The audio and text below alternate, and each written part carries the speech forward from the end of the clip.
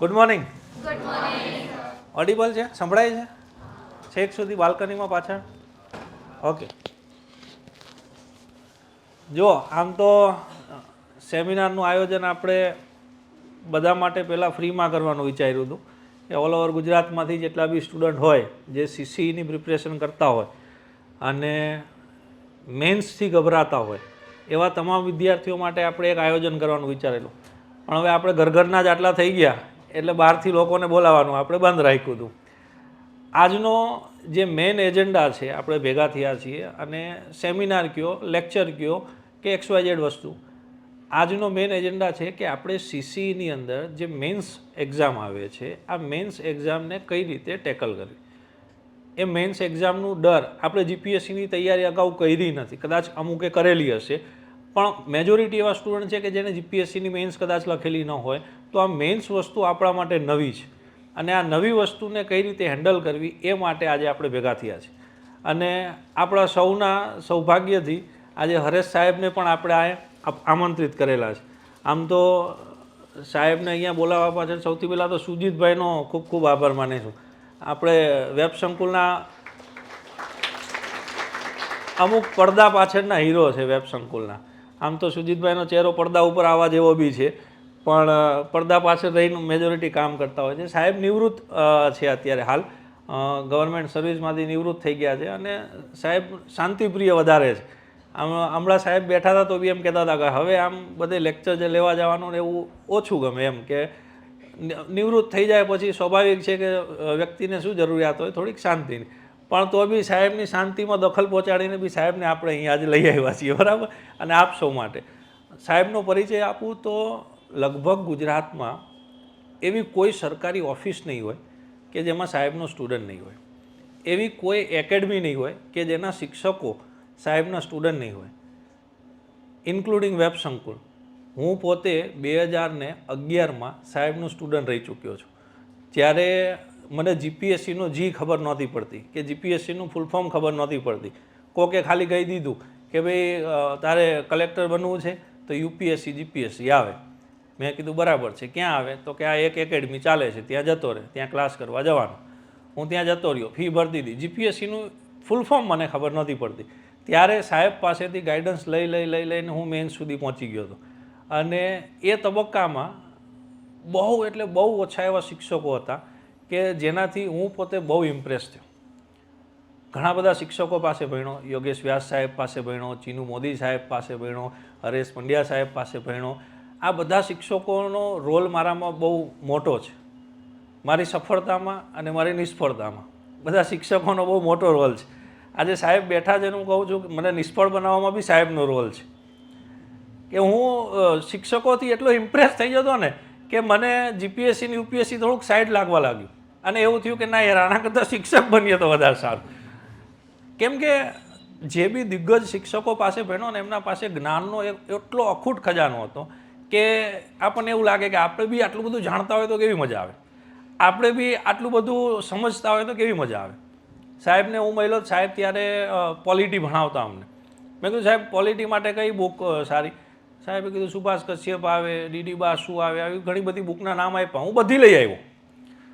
Pass થવા માટે એક બુક વાંચવી જોઈએ, પણ એવો ક્રેઝ મનની અંદર આવી ગયો કે નહીં યાર, આ સાહેબ આટલું બધું જાણે છે, આપણે બી આવું કંઈક જાણતા હોઈએ તો મજા આવે. જો કે એટલું બધું જાણી ના શક્યો, પણ એ જર્ની મારી એ બાજુ થોડીક ડાયવર્ટ થઈ ગઈ અને શિક્ષક તરીકે હું અસ્તિત્વમાં આવી ગયો. અને આજે બહુ ખુશ છું. આ મારી નિષ્ફળતા કે હું જીપીએસસી પાસ ના કરી શક્યો, એ નિષ્ફળતા મારી સફળતા બની ગઈ. હું બહુ ખુશ છું કે આજે સાહેબના રસ્તા કદમ ઉપર ચાલું છું અને હું બી ઘણા બધા વિદ્યાર્થીઓને ભણાવવાનો પ્રયત્ન કરું છું. અને નાની મોટી ઓફિસરો બી હવે ક્યાંક ને ક્યાંક મને ઓળખતા થઈ ગયા છે કે હા ભાઈ, આ ભાઈનો લેક્ચર યુટ્યુબમાં જોયો તો, ગુજરાતની ભૂગોળ આ ભાઈએ ભણાવી હતી. તો હવે ધીમે ધીમે મારી જર્ની બી આ ડાયરેક્શનમાં આગળ વધારી રહ્યો છું.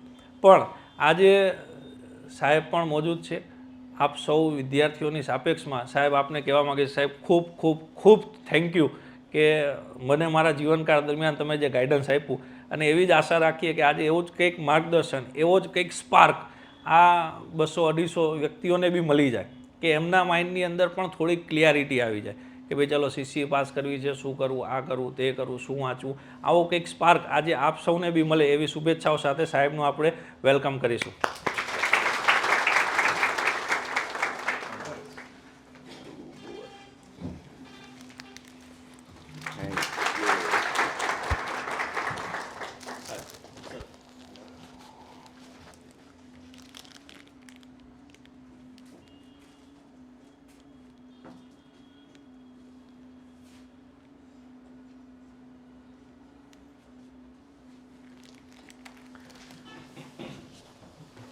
મજા ના આવે આવું? ક્યારેક આપણે ત્યાં બેઠા હોઈએ અને હું ખરેખર આજે થોડોક ઇમોશનલ થઈ ગયો કે 5-10 વર્ષ પછી અહીંયા આવીને એ જ વ્યક્તિ સાથે સ્ટેજ શેર કરવા મળે, થોડોક આનંદ થાય.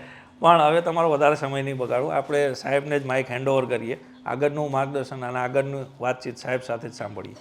સાહેબ, ઓલ યોર્સ.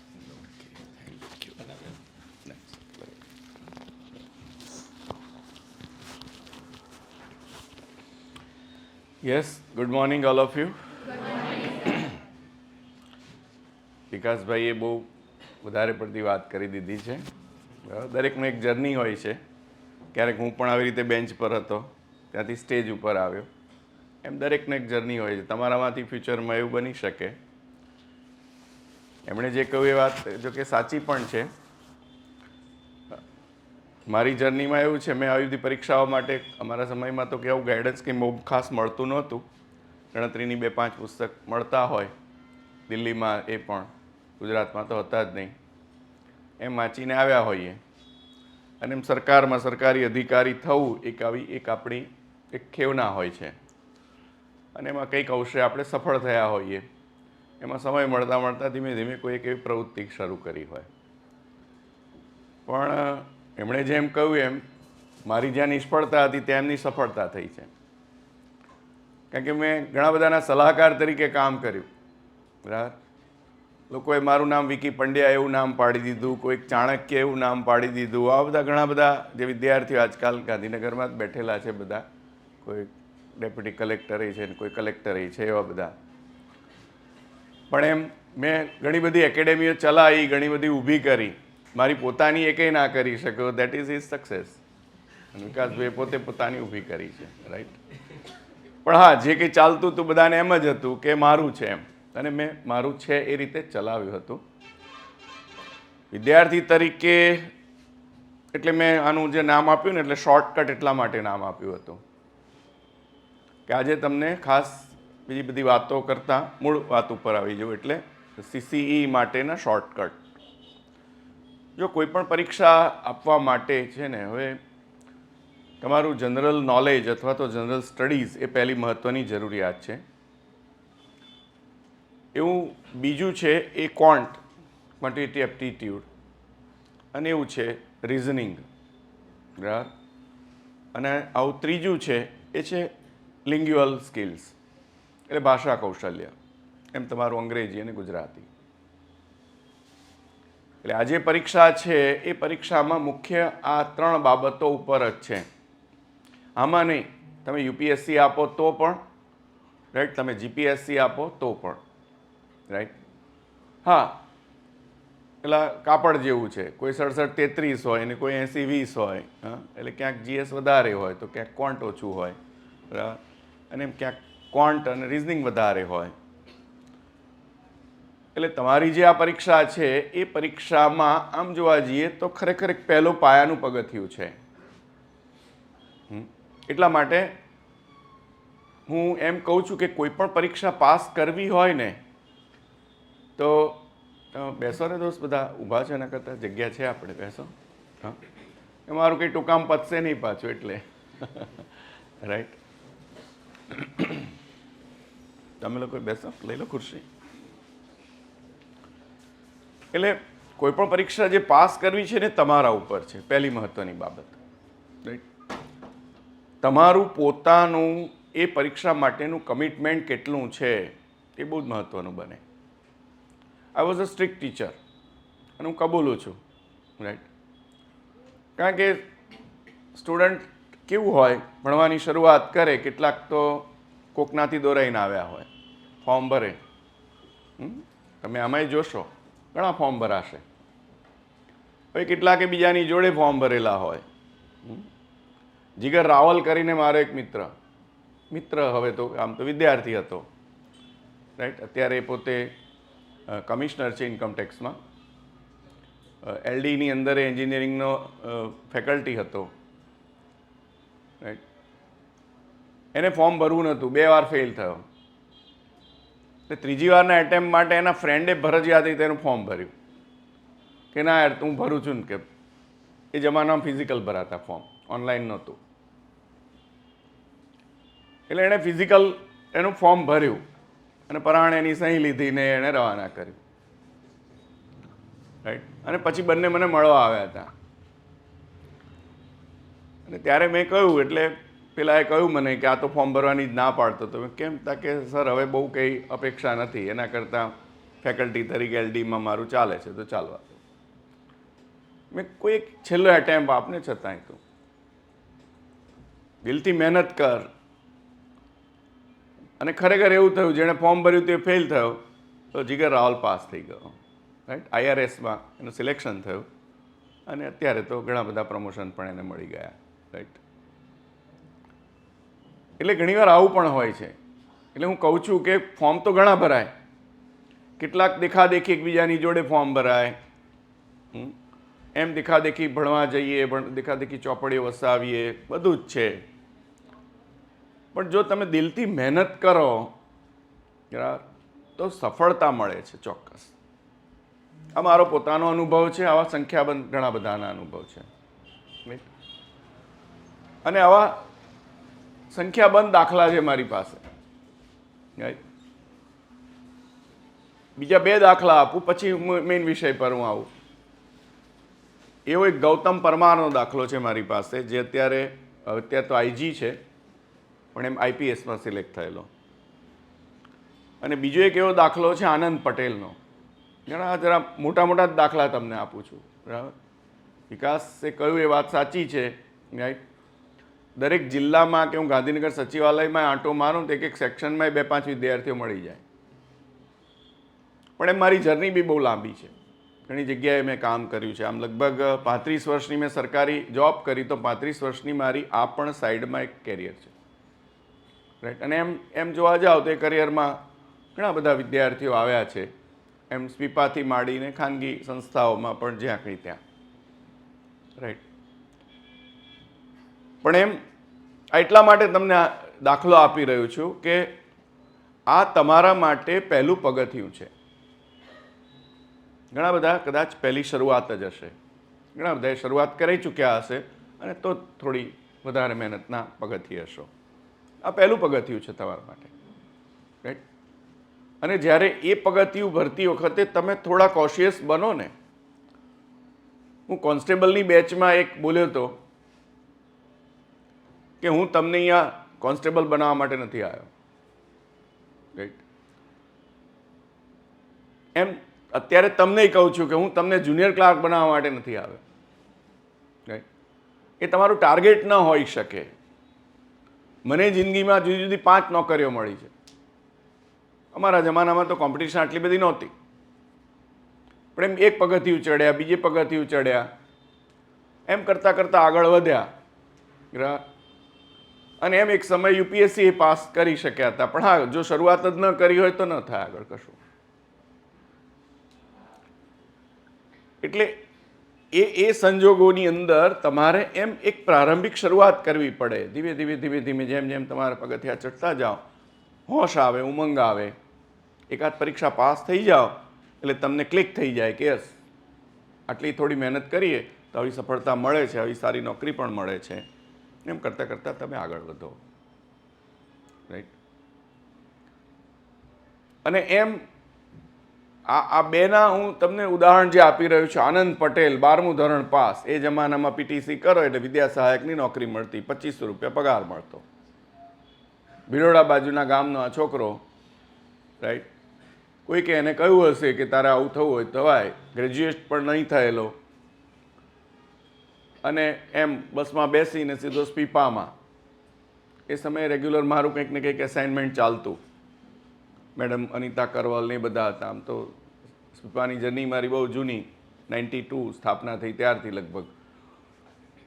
પણ એમ એ વખતે કોઈકે કહ્યું કે આ સરને મળે તને ગાઈડન્સ આપશે. શું કર્યું છે? ત્યારે સર આવું છે, 12મું પાસ છું, વિદ્યા સહાયક તરીકે મેં પીટીસી કર્યું છે અને 12મું પાસ કર્યું છે ને વિદ્યા સહાયક છું. મેં કીધું આ પરીક્ષા પાસ કરવી હોય તો ગ્રેજ્યુએટ તો થવું પડે. તો કે સર પણ ગ્રેજ્યુએટ તો હું થઈ જઈશ.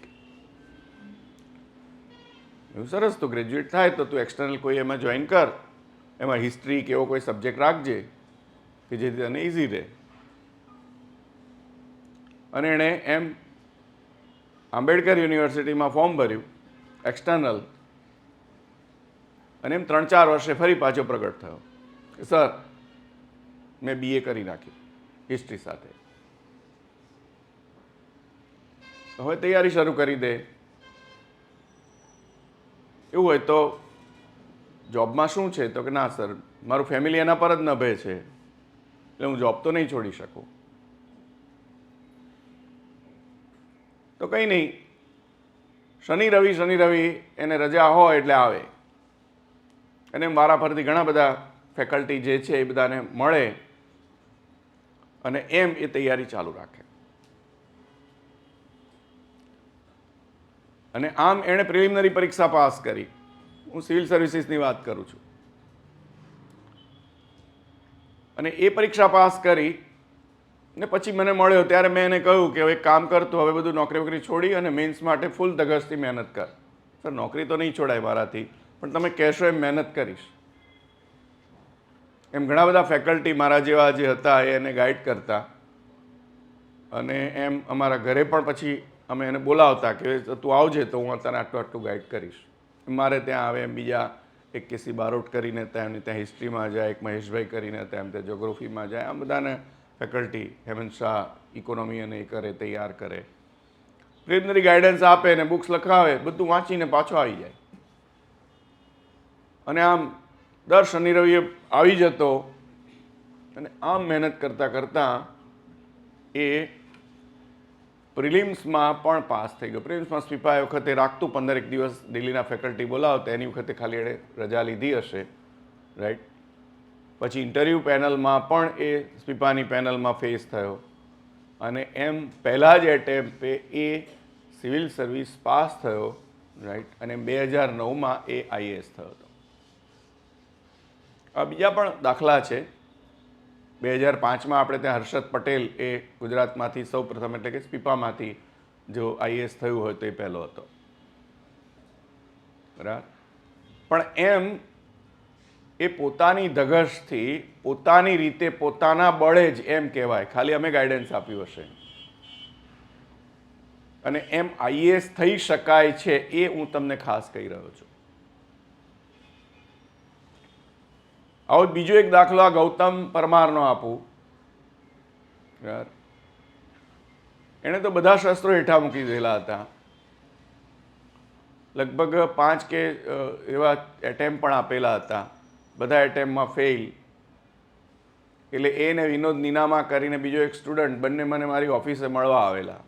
મને ઇન્વિટેશન આપ્યું એક કે સર કોમ્પિટિટિવ એક્ઝામમાં સાયન્સ માટેનું કોઈ મેગેઝિન નથી, એટલે અમે સાયન્સનું એક મેગેઝિન શરૂ કરવા જઈ રહ્યા છીએ, અને એટલે તમે એમાં આર્ટિકલ આપશો અમને. મારું બેઝિક BSc MSc છે, એટલે મને એક રાઇટિંગમાં એમણે લેટર આપ્યો. મેં એની નજર સામે જે લેટર ફાડી અને કચરાપેટીમાં નાખી દીધો. એટલે બંનેના ચહેરા જુઓ તો લાલ ગુમ. એમને એમ થયું કે વી આર સ્નબ્ડ લાઈક એનીથિંગ, કે કંઈ બોલી ના શકે. મેં શું ચા પીશો? તો કે ના સર અમે જઈએ. એટલે મેં કીધું તમે મળવા આવ્યા હતા ને મને? તો કે સર તમે અમારી તો ઇન્સલ્ટ કરી દીધું એમ. તમે ઇન્સલ્ટ કરવા જેવું કામ કરી રહ્યા છો. પબ્લિકેશનનો ધંધો ખબર છે? મેં તમને? મને ખબર છે. મેં કીધું મેં 7 વર્ષ એક મેગેઝિન ચલાવેલું છે, અને એ બધું ક્યારે કેટલું પસ્તી થઈ જાય છે ને એ તમે શરૂ કરો ને ત્યારે ખબર પડે. એટલે મેગેઝિન શરૂ કરવું, ચલાવવું એ કોઈ રમત વાત નથી. દર મહિને ઢગલો એમાંથી પસ્તી થાય અને તમારી કોઈ છે હેસિયત? તો કે ના, એવું તો કંઈ નથી. તમને એમ કે મેં કીધું પહેલા જ દિવસે બધા જાહેરાતો આપવા માંડશે ને તમારું મેગેઝિન ચાલી જશે, પહેલા જ દિવસે શું તમારા મેગેઝિન બધા વાંચવા માંડશે? એક મેગેઝિન જે મેં સંભાળ્યું તારી 3000 કોપીઓ હતી. 3000થી લગભગ 13000 કોપી લાવતા મને દમ આવી ગયો હતો એ જમાનામાં. આ તો હું આજથી લગભગ 25 વર્ષ પહેલાંની વાત કરી રહ્યો છું, રાઈટ? અને એમ એટલે મેં એમને દાખલો આપ્યો. મેં શું આનો શું પ્રોબ્લેમ છે? સર હવે ફેલ જઉં છું એટલે મારી ઈચ્છા નથી. મેં કીધું છેલ્લો એક પ્રયત્ન કરી દે. પણ સર દર વખતે આવું જ થાય છે. પરીક્ષા તો આપું છું પણ પાસ નથી થવાતું. પાસ નથી થવાતું, બીજા પાસ થાય છે ને, તો પાસ નથી થવાતું એટલે તારામાં પ્રોબ્લેમ છે. 6 વાર પાસ થયા એટલે તમે એમ જ માનો છો દર વખતે કે અમે વાંચી કાઢ્યું છે. હવે મેં કીધું જ્યારે તું આપે છે, આ 7મો પ્રયત્ન છે તારો, તો 7મા પ્રયત્નમાં 7મો પ્રયત્ન નથી, આ તારો પહેલો પ્રયત્ન છે. એમમાં દરેકે દરેક મુદ્દામાં જે કચાશ હોય એવું નહીં. યુ રીડ અફ્રેશ, બધું જ પહેલેથી વાંચવા માંડ અને એમ મહેનત શરૂ કર. જે ગણો એ પણ એમ એણે મહેનત કરી અને એમ એ આઈપીએસ એ વખતે થયો. આ દાખલો એટલા માટે આપું છું, એક જે ખાલી 12મું ધોરણ ભણેલો છોકરો આઈએએસ થઈ શકતો હોય, 6 એટેમ્પ ફેલ થયેલો પણ જો 7મા એટેમ્પે અને એમ એ આઈપીએસ થઈ શકતો હોય, બરાબર, તો તમે લોકો પણ થઈ શકો. આપણે કહીએ નિશાન ચૂક માફ, નહીં માફ નીચું નિશાન, બરાબર? એમ બરાબર છે, આ એક શરૂઆત કરો છો, પણ જે કંઈ કોન્સેપ્ટ તમારા છે એ અહીંથી ક્લિયર થવા જોઈએ. હિસ્ટ્રી દાખલા, હિસ્ટ્રીમાં કશું નવું આવતું નથી. What is history? 40 વર્ષ પહેલાં જે કંઈ બનેલું છે બધું જ હિસ્ટ્રીમાં જાય. ને આવી વ્યાખ્યા કરે છે આપણા લોકો, એમ બધું હિસ્ટ્રી. જોગ્રાફી, હા, એમાં જે સાયન્સનું પોર્શન છે એ નવો આવે, બાકી તો બધું એ જ છે. એન્વાયરમેન્ટલ કે જે કંઈ બાબત છે. પોલિટી તો એમાં જે કંઈ કરંટ પોલિસી ને બધું લખતું છે, બાકી જે બેઝિક છે એમાં એમેન્ડમેન્ટ થતા હોય, બેઝિક્સ છે. તો આ બેઝિક્સના બધા જ ફંડામેન્ટલ ક્લિયર હોવા જોઈએ, રાઈટ? એમ બેઝિક સાયન્સીસ છે, એમ આર્ટ છે, કલ્ચર છે, એમ ઇકોનોમી છે, અને આ બધું તમે એકદમ બેઝિકથી એકવાર ફંડામેન્ટલી તૈયાર કરો. હા, અત્યારે આ પરીક્ષા માટે તમારે સમય એટલો નથી, એટલે જે કંઈ આ તમને આપવામાં આવે છે, જેટલું અહીંથી પીરસે છે તમને, to the extent 100% you absorb it. તમારા મનમાં એ પ્રશ્ન થવા જોઈએ. ચર્ચા કરો, લાઇક માઇન્ડેડ ફ્રેન્ડ્સ જોડે તમે ડિસ્કસ કરો કે આજે શું ભણ્યા, આવતીકાલે શું ભણવાના છીએ, અને એમ તમારું મટીરિયલ જે કંઈ હોય એમાં જોઈ લો તમે. અઘરું નથી. અને તો તમે ખૂબ સરસ રીતે, સારી રીતે આ પરીક્ષા પાસ કરી શકો. શોર્ટકટ મેં એટલા માટે શબ્દ આમાં ખાસ વાપર્યો છે. દરેક પરીક્ષા પાસ થવાની એક વિશેષ પદ્ધતિ હોય છે. આ પરીક્ષામાં હું કેટલી એના પોઈન્ટ્સ જે લઈ આવ્યો છું, મોટાભાગે તમે બધાએ ફોર્મ ભરી જ દીધું હશે. ખાસ કરીને જો એક બીજી મહત્ત્વની બાબત છે, તમે ફોર્મ કયું ભરો છો. ઘણા બધા વિદ્યાર્થીઓએ ફોર્મ ભર્યા અગાઉ પણ, આ પરીક્ષા આવી ત્યારે. આ ફોર્મેટ બદલાયું છે, અગાઉ પણ આવી છે આ પ્રકારની પરીક્ષા. જેણે ગ્રુપ બીમાં ભર્યા હતા, રાઈટ, એ પણ પાસ થયા છે. ગ્રુપ એમાં ભર્યા છે એ પણ પાસ થયા છે. પણ ગ્રુપ બીમાં જેણે ફોર્મ ભર્યું હતું, એ ગ્રુપ બીમાં એણે બીજી 15 વર્ષની નોકરી કરીને ત્યારે ગ્રુપ એ સુધી પહોંચી શક્યો છે, રાઈટ? 15 વર્ષની નોકરી, ત્યારે એને ખબર નહોતી. ઘણા બધા વિદ્યાર્થીઓ પછી પૂછે, કેટલીક વાર શું કરે કે ફોર્મ ભરાઈ જાય, બધું જ થઈ જાય, પછી એમને ખ્યાલ આવે તમે બંનેના પગાર ધોરણ જોશો એટલે તમને ખ્યાલ આવી જશે થોડો, રાઈટ.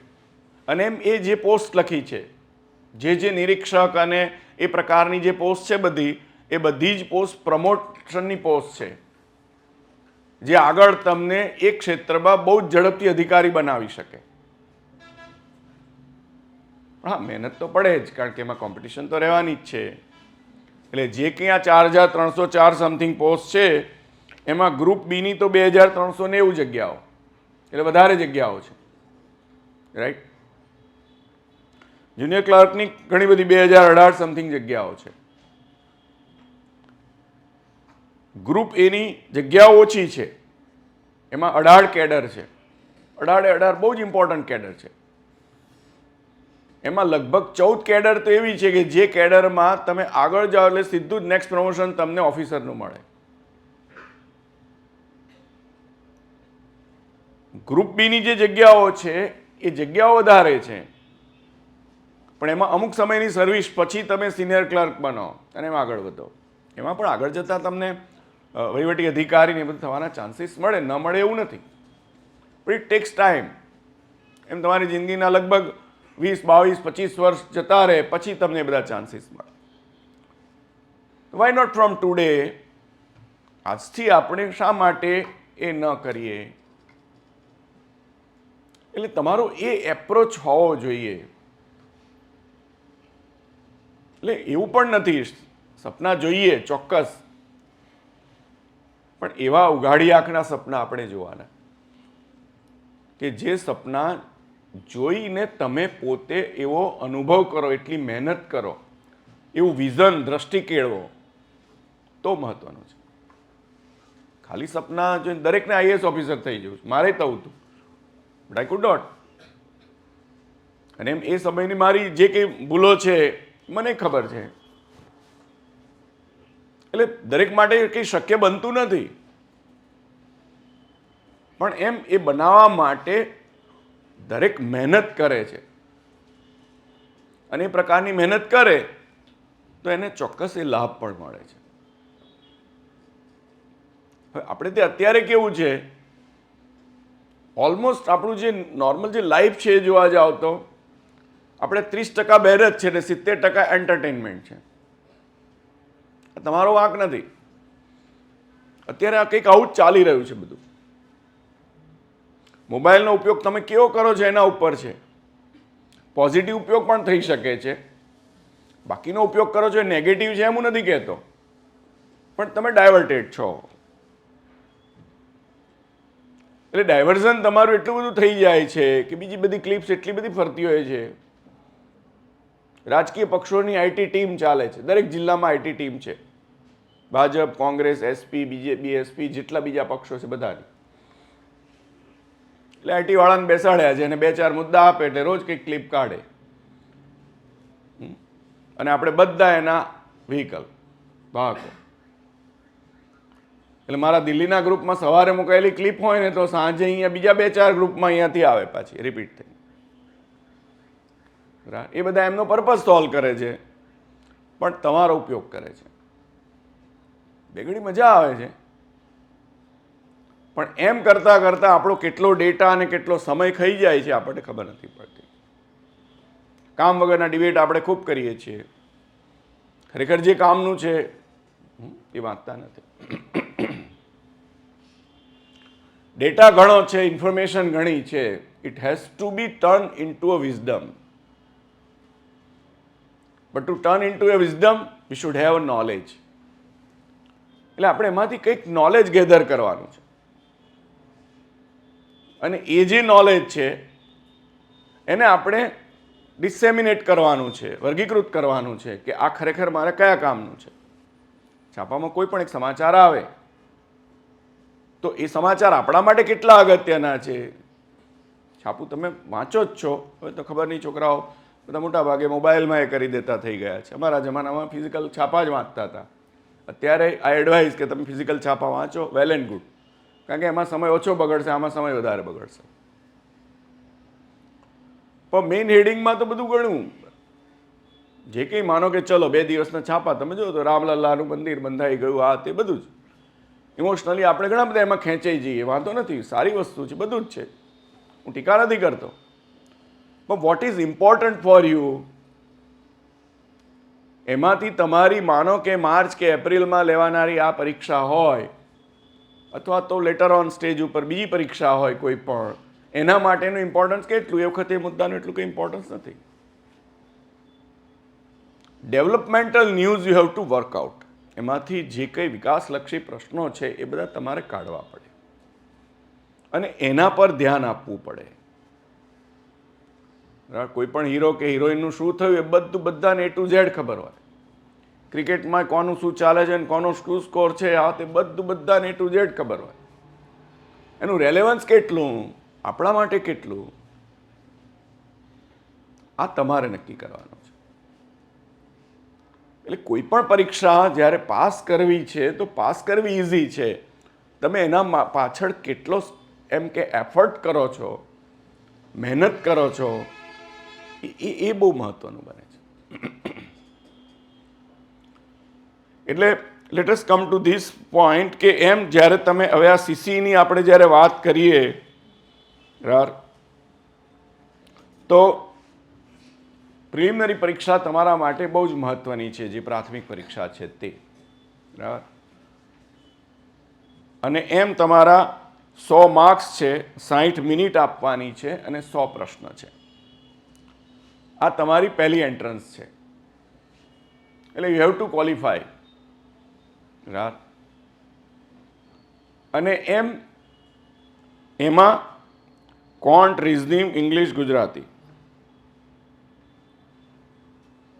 એમાં પણ કોન્ટ 40, રાઈટ, સોરી, રિઝનિંગ 40, કોન્ટ 30, અંગ્રેજી 15, ગુજરાતી 15. એટલે હવે તમે જોઈ શકો છો કે કોનું કેટલું વેઇટેજ છે. જેનું જેટલું વેઇટેજ છે એ પ્રમાણે એમાં તમારે મહેનત કરવી પડે.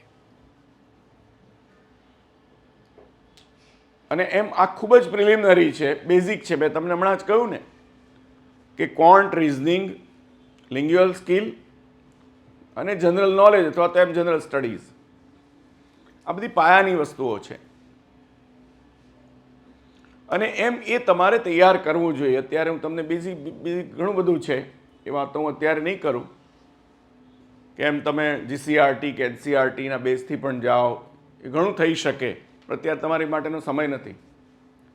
એટલે પ્રિલિમિનરીમાં કદાચ તમને એટલો સમય ન પણ આપે કદાચ, કારણ કે ચૂંટણી જે રીતે સંભળાઈ રહી છે એ જોતાં એ માર્ચમાં કદાચ તમારી પરીક્ષા લઈ પણ લે, રાઈટ, અથવા એથી પહેલાં પણ લઈ લે, કંઈ કહેવાય નહીં. જે રીતે હસમુખ પટેલે વાત કરી છે જોતાં ફેબ્રુઆરી એન્ડમાં પણ કદાચ કંઈક પ્લાન આઉટ કરી નાખે, કે ઓર એલ્સ માર્ચમાં પ્લાન કરે, બરાબર. એટલે તમારી પાસે એટલો બહુ સમય નથી, પણ હા, એની સામે તમારું એટલું સિલેબસ પણ નથી. ગુજરાતી તમે ભણેલા છો, અંગ્રેજી પણ તમે ભણેલા છો, ક્વોન્ટ અને રિઝનિંગ કદાચ થોડું તમે ઓછું હશે, ક્વોન્ટ તો તમારો એ ગણિતમાં તમે તૈયારી કરી ચૂકેલા છો. હવે પ્રશ્ન એટલો જ થાય કે આ આપણે ભણ્યા ત્યારે આપણે કેટલું ભણ્યા, જો એ વખતે નથી ભણ્યા તો અત્યારે આપણે એટલું ભણી લેવું પડે. અને એમ તમારી એ સ્કિલ કે એ એપ્ટિટ્યૂડ તમારે એકદમ પરફેક્ટ કરવો પડે, રાઈટ. આ તમારી ક્વોલિફાઈંગ ટેસ્ટ છે, અને એમ ક્વોલિફાય થવું એ પહેલું તમારા માટે પ્રાયોરિટી છે. એટલે એમ જો તમે એની અંદર મહેનત કરીને આગળ નીકળશો તો આગળનું બીજું પગથિયું તમારું ઊભું થાય છે. અચ્છા, પહેલા પગથિયામાં જે કંઈ તમે મહેનત કરો છો એ બીજા પગથિયામાં તમને હેલ્પફુલ થવાની જ છે. ગુજરાતી, ઇંગ્લિશ તમારું વગેરે એમાં આવવાનું જ છે, રાઈટ. પણ હા, એટ ધ સેમ ટાઈમ તમારે જે કંઈ તૈયારી કરવાની છે એ તૈયારી કરવામાં બીજી બધી બાબતોને પણ ધ્યાન આપવાનું છે. હા, પ્રિલિમ ચોક્કસ, પણ તમારો કોન્ફિડન્સ કેટલો છે એના ઉપર એ બધું જાય છે.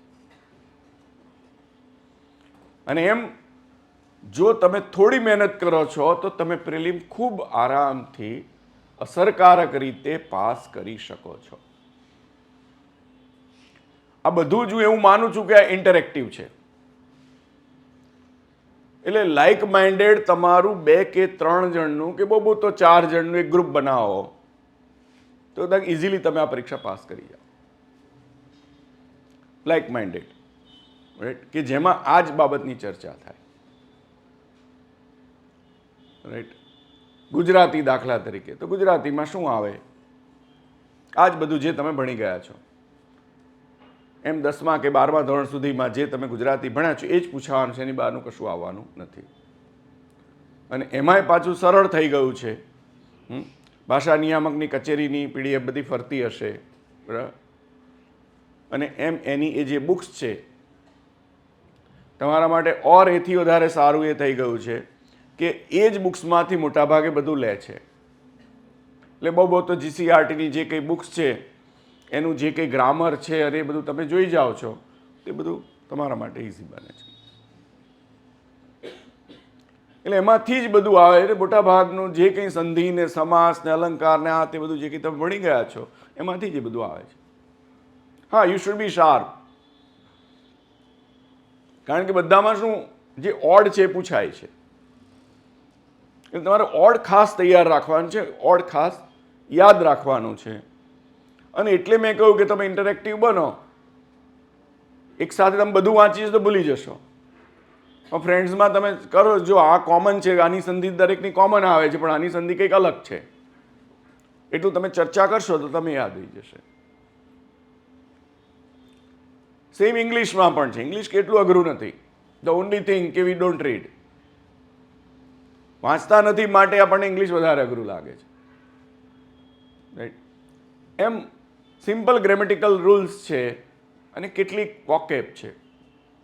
એમાં પણ તમારું એમ 10 અને 12નું સ્ટાન્ડર્ડ રાખ્યું છે, એમાં કંઈ વધારે નથી. એટલે એ પણ જે કંઈ તમે ભણ્યા છો એમાંથી જ આવવાનું છે. એમાંય સેમ આ જ છે, કોમન એરર્સ જે તમે ભૂલો કરો છો ઇંગ્લિશમાં એ જ વસ્તુ તારવવાની છે.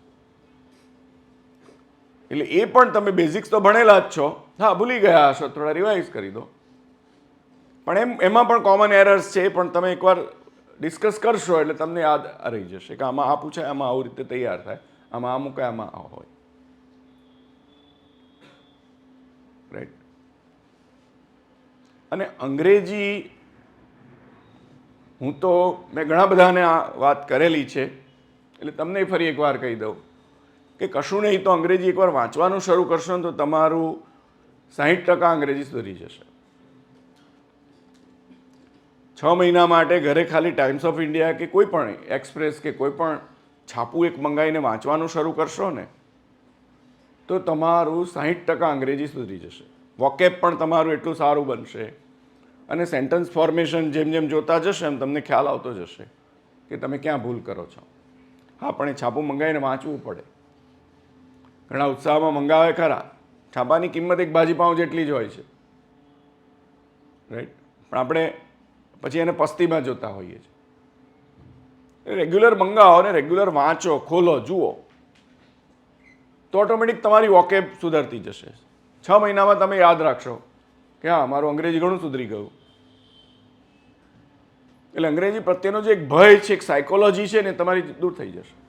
પણ આ વાંચવું પડે ને, એમ રેગ્યુલર વાંચવાનું શરૂ કરશો તો ઘણી બધી વસ્તુઓ તમને એમાં એમ જેની વર્બ પેટર્ન છે એ પણ તમને જોવા મળશે. એમ સાથે સાથે જે કંઈ એડજેક્ટિવ્સ આવતા હશે એ પણ તમને જોવા મળશે. ડિગ્રીઝ ને આ તે આર્ટિકલ્સ જે બીજા બધા છે એ પણ તમને જોવા મળશે. એટલે ઓટોમેટિક તમને એમાં ધીમે ધીમે, અને બેઝિક તો તમે અહીંયા કરવાના જ છો બધું. એટલે એમ આ તમારું એ પાયાનું પગથિયું છે. Same with quant and reasoning. ક્વોન્ટમાં એકદમ બેઝિક જ છે, કોઈ એડવાન્સ મેથ્સ તમારે નથી. સ્ટાફ સિલેક્શનની પરીક્ષા હોય તો એમાં એડવાન્સ મેથ્સ આવે છે, તમારે એવું કોઈ એડવાન્સ મેથ્સ અહીંયા પૂછાતું નથી, રાઈટ. પણ હા, તમારી જે એપ્ટિટ્યૂડ છે, ક્વોન્ટિટેટિવ એપ્ટિટ્યૂડ, એ ટેસ્ટ કરવાના છે. એટલે you should be that sharp.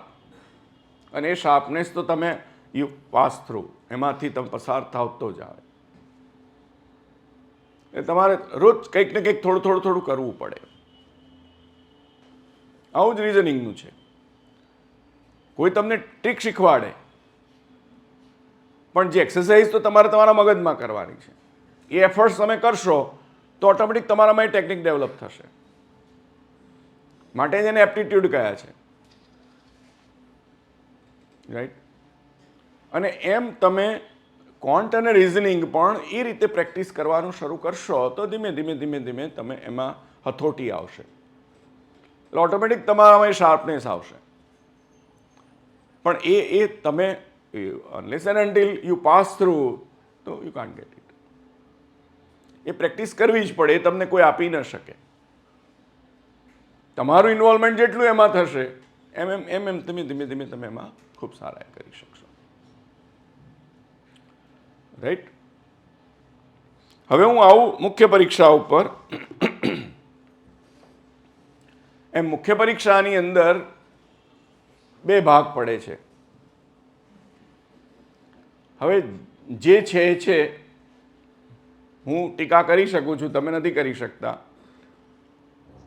એટલે વાત સાચી છે કે જે જીપીએસસીનું સિલેબસ હતું એ જ સિલેબસ એ લોકોએ ક્લાસ 1-2નું સિલેબસ હતું એ લોકોએ એમ ડીવાયએસઓ અને ડેપ્યુટી મામલતદારની જે પરીક્ષા છે એમાં થોપ્યું, અને સેમ તૈયાર હતું એ એમણે તમને માથે થોપ્યું. એટલે મેં હમણાં 2 દિવસ પહેલાં સોશિયલ મીડિયામાં એ લખ્યું હતું કે આને લખવાનું છે ગુજરાતીમાં તો અંગ્રેજીમાં એ તૈયાર કરવાનો શું મતલબ છે, રાઈટ.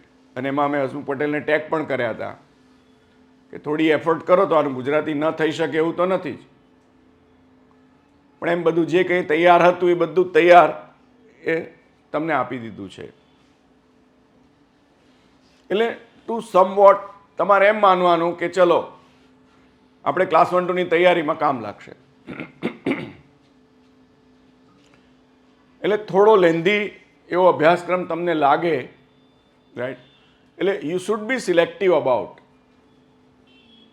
અને એમ થોડું સિલેક્ટિવ થઈ અને કેટલીક મહત્ત્વની એમ જે બાબતો છે જે બેઝિક છે એ પહેલાં તૈયાર કરી રાખવાની, ત્યાર પછી આગળ જવાનું. એટલે એ સંજોગોમાં જોઈએ તો તમારે જો ગ્રુપ એની વાત કરો તો ગ્રુપ એનીમાં તો 350 માર્ક્સનું વેઇટેજ છે.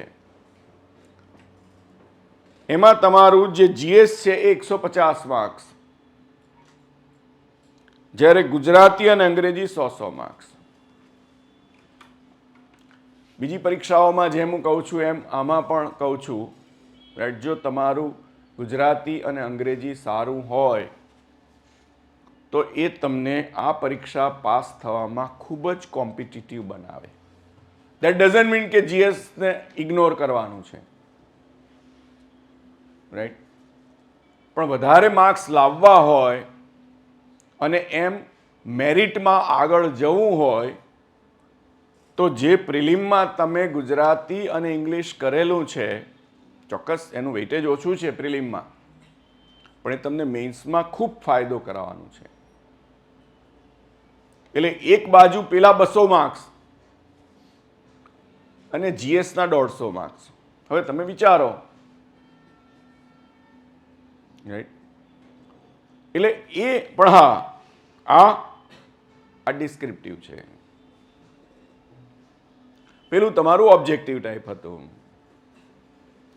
વસ્તુ આમ જોવા જાવ તો નથિંગ બટ ધ સેમ છે, હા, પણ લખવાની રીત અલગ છે એની.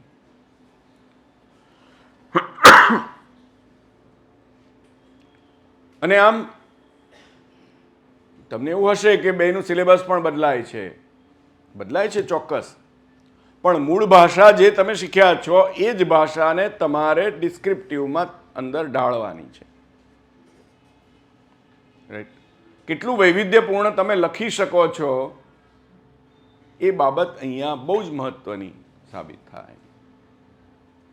એટલે આ પરીક્ષામાં તમારે લખીને તૈયાર કરવું પડે, લખવાની ખૂબ પ્રેક્ટિસ કરવી પડે. અને એમ તમે ગુજરાતી અને એમ ઇંગ્લિશમાં પણ જેટલું ડિસ્ક્રિપ્ટિવ મેનરમાં તમે લખી શકો સારી રીતે, એટલું સરસ તમે એમાં સારા માર્ક્સ મેળવી શકો. જો ડિસ્ક્રિપ્ટિવમાં હા ઓબ્જેક્ટિવ જેટલા એકદમ પરફેક્ટ તમે માર્ક્સ નથી લઈ શકતા, પણ છતાં ઘણા સારા માર્ક્સ લઈ શકો છો. એના માટે તમારે એકદમ વૈવિધ્યપૂર્ણ લખવું પડે, બીબાઢાળ નહીં. એટલે તૈયાર ચોપડીઓમાં જે કંઈ વર્ણનાત્મક આવે છે એ તમને કામ લાગતું નથી. આ બહુ જ મહત્વની બાબત બને છે, રાઈટ. હા, એ તમને ગાઈડન્સ આપે. એમ નિબંધ દાખલા તરીકે તમે લખો છો એસે ઇંગ્લિશમાં, તો તમારું પોતાનું એક થોટ લેવલ હોવું જોઈએ. ગુજરાતીમાં તો તમે ખૂબ સારું લખી જ શકો, સવાલ જ નથી, તમારી મધર ટંગ છે. અંગ્રેજીમાં પણ લખી શકો. મેં કહ્યું ને કે તમે એકવાર ઇંગ્લિશ ન્યૂઝપેપર વાંચતા થાવ તો તમારું નેરેટિવ સુધરવા માંડે. હા, એક ખ્યાલ રાખવાનો કે જે ટેન્સમાં શરૂ કરી એ ટેન્સ પકડી રાખવાનો, બદલાઈ ના જવું જોઈએ. એટલે બેટા કોઈ ખોટા પ્રયોગ કરવાના નહીં, સિમ્પલ ટેન્સમાં જ જવાનું, રાઈટ. અને એમ સિમ્પલ ટેન્સની અંદર જ એ લખી રાખવાનું. એ તમને ઇંગ્લિશની વાત કરશે ત્યારે વિશેષમાં કરશે, પણ આ હું જે નોર્મલ ભૂલો જોતો હોઉં છું એ અંગેની વાત કરી રહ્યો છું. કારણ કે મોટાભાગે ઇંગ્લિશમાં આપણે કોમ્પ્લેક્સ લખી નાખીએ છીએ. વધારે પડતા ગૂંચવાડા ઊભા કરો એટલી ભૂલો વધારે થાય. જેટલું સિમ્પલ ટેન્સમાં લખો તો બીજી કોઈ માથાકૂટ ન થાય, ભૂલો ઓછી થાય, અને તો તમે આરામથી સારા માર્ક્સ મેળવી શકો, રાઈટ. પણ એના માટે તમારે લખવાની પ્રેક્ટિસ તો કરવી જ પડે. તકલીફ એ છે કે આપણે બીબાઢાળ ઉપાડીએ છીએ. હા, શીખવવા માટે તમને શીખવે, પણ એમાં જે કંઈ આવશે એ કન્ટેમ્પરરી આવશે. અને એમ એ જે કંઈ બાબત છે તો એ વિશે તમારે તમારા પોતાના વિચાર લખવાના છે. એટલે સાંપ્રતમાં પણ જે કંઈ બની રહ્યું છે એ બાબતને આપણે એની સાથે કોરિલેટ કરવાની છે. અને એમ તમે એમાં કેટલું તમારા પોતાના વિચારો એમાં લખી શકો છો એ બાબત ખાસ જોવામાં આવે છે, રાઈટ. એટલે હું માનું કે એ તમારું આમાં લખો તો જ તમને એ ધીમે ધીમે પ્રેક્ટિસ પડશે. લખવા સિવાય એમાં બીજો કોઈ ઈલાજ નથી. રહી બાબત એ જીએસની, એ છે જીએસ, પણ અંદર ઘણું બધું છે. જે ગ્રુપ બીની જે જીએસ છે એમાં બધું લખેલું છે. આમ એમાં પણ અંગ્રેજી ને ગુજરાતી તો 20-20 માર્ક્સનું છે, બાકી બધાના સબ્જેક્ટ વાઇઝ એ લોકો અલગ અલગ માર્ક્સ આપેલા છે. અને એમ એ પણ તમારે 200 માર્ક્સનું પેપર છે, પણ એ તમને 2 કલાકમાં પૂરું કરવાનું છે. પણ હા, એની સામે ઓબ્જેક્ટિવ ટાઈપ બનવાનું છે. અહીંયા આ 2 તફાવત મોટા પડે છે. એકમાં ડિસ્ક્રિપ્ટિવ ટાઈપ છે અને એકમાં એ ઓબ્જેક્ટિવ ટાઈપ છે. પણ હા, એમાં પણ પોલિટી છે, એમાં પણ હિસ્ટ્રી છે, જોગ્રાફી છે, કલ્ચર છે, ઇકો છે, કરંટ છે, એ સિવાયના પણ બીજા. હવે અહીંયા તૈયારી કેવી રીતે કરશો? કારણ કે આ પરીક્ષા આ પહેલી વાર લેવાઈ રહી છે આ ફોર્મેટમાં, રાઈટ. બહુ અખતરા થયા છે અગાઉ, પણ જે રીતે જે સિલેબસ એ લોકોએ અપનાવ્યું છે એ જોતા એ જ પેટર્નને એમાં એ લોકોએ અપેક્ષિત રાખી છે. અગાઉ એવું હતું કે એ લોકોએ જ્યારે ડીવાયએસઓ અને ડેપ્યુટી મામલતદારની પરીક્ષા લીધી ત્યારે એ વખતે એનું ફોર્મેટ કંઈક અલગ રાખેલું હતું.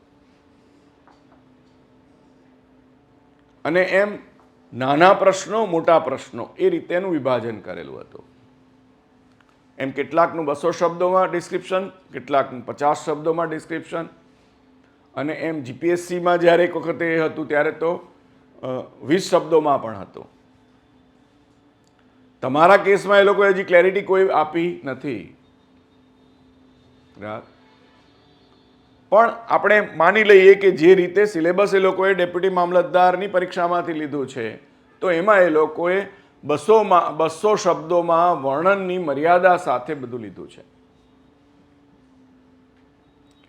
એટલે અહીંયા પહેલી એક મહત્વની બાબત તો તમારે શીખવી પડશે, અને તે એ કે તમે એમ જે કંઈ લખો છો એ મુદ્દાસર લખો છો.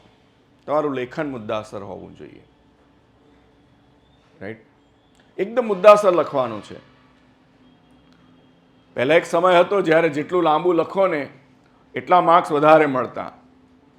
એટલે કોલેજમાં આજે પણ કદાચ એવું ચાલતું હશે. રાઈટ? અહીંયા નથી ચાલતું.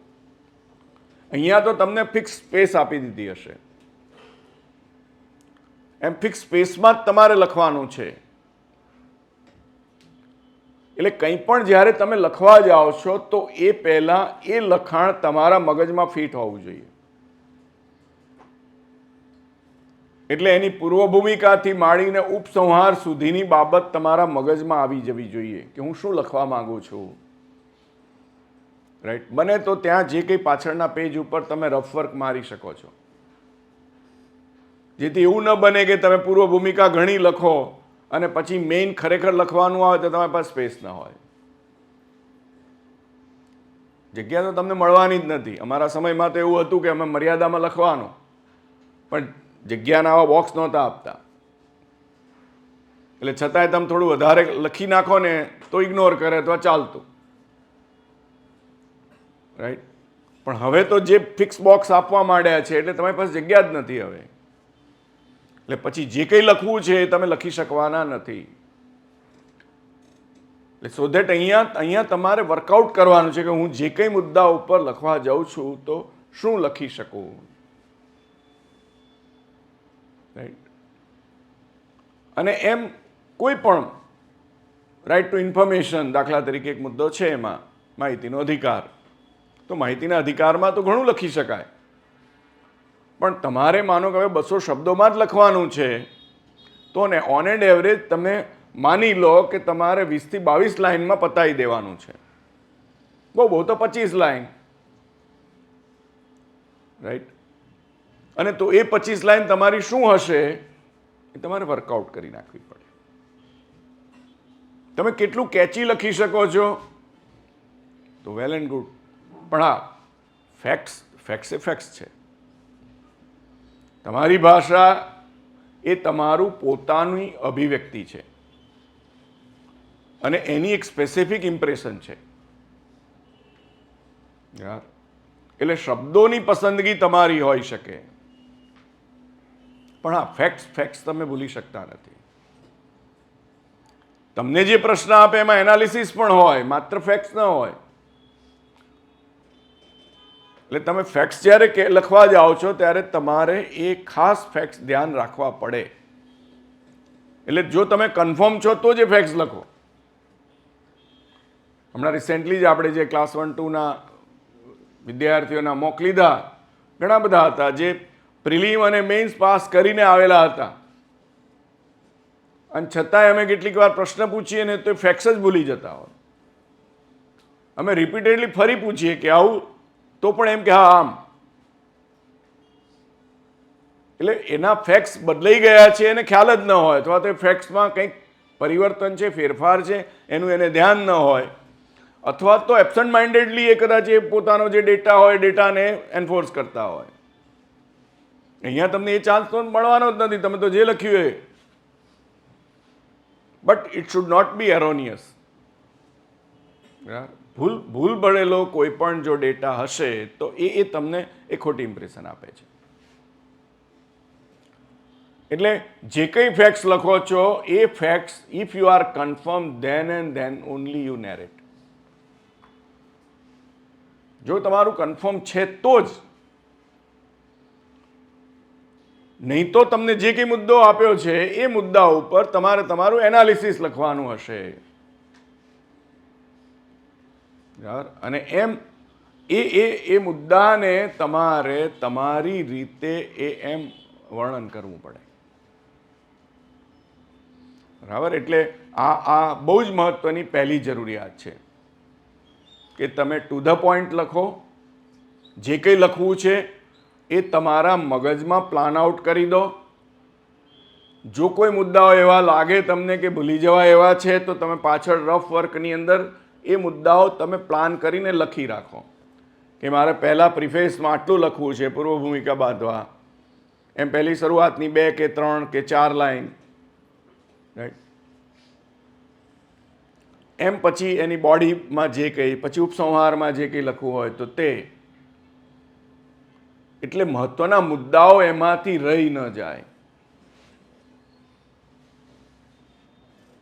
બીજો મહત્વનો મુદ્દો, કોઈ પણ જે પેરેગ્રાફ પાડો છો, when there is a paragraph there is a change of thought. એમ જે કંઈ વિચાર બદલાય છે, જે કંઈ મુદ્દો બદલાય છે, તો એનો પેરા પડવો જોઈએ. એકદમ ખીચડી નહીં કરી નાખવાનો. ઘણા બધા ખૂબ હોશિયાર હોય છે, પણ ખરાબ અક્ષર એની ખોટી ઇમ્પ્રેશન ઊભી કરે છે. અને લખવાની શૈલી તમારી એવી ન હોવી જોઈએ. હા, તમને કોઈ લાલ લીલી બીજી પેન વાપરવા મળવાની નથી, પણ તમે જે કંઈ લખો છો એને થોડું અંડરલાઈન કરી શકો. જો હું હંમેશા કહેતો હોઉં છું કે જે પરીક્ષક છે ને એની બહુ લાંબી મેમરી હોતી નથી.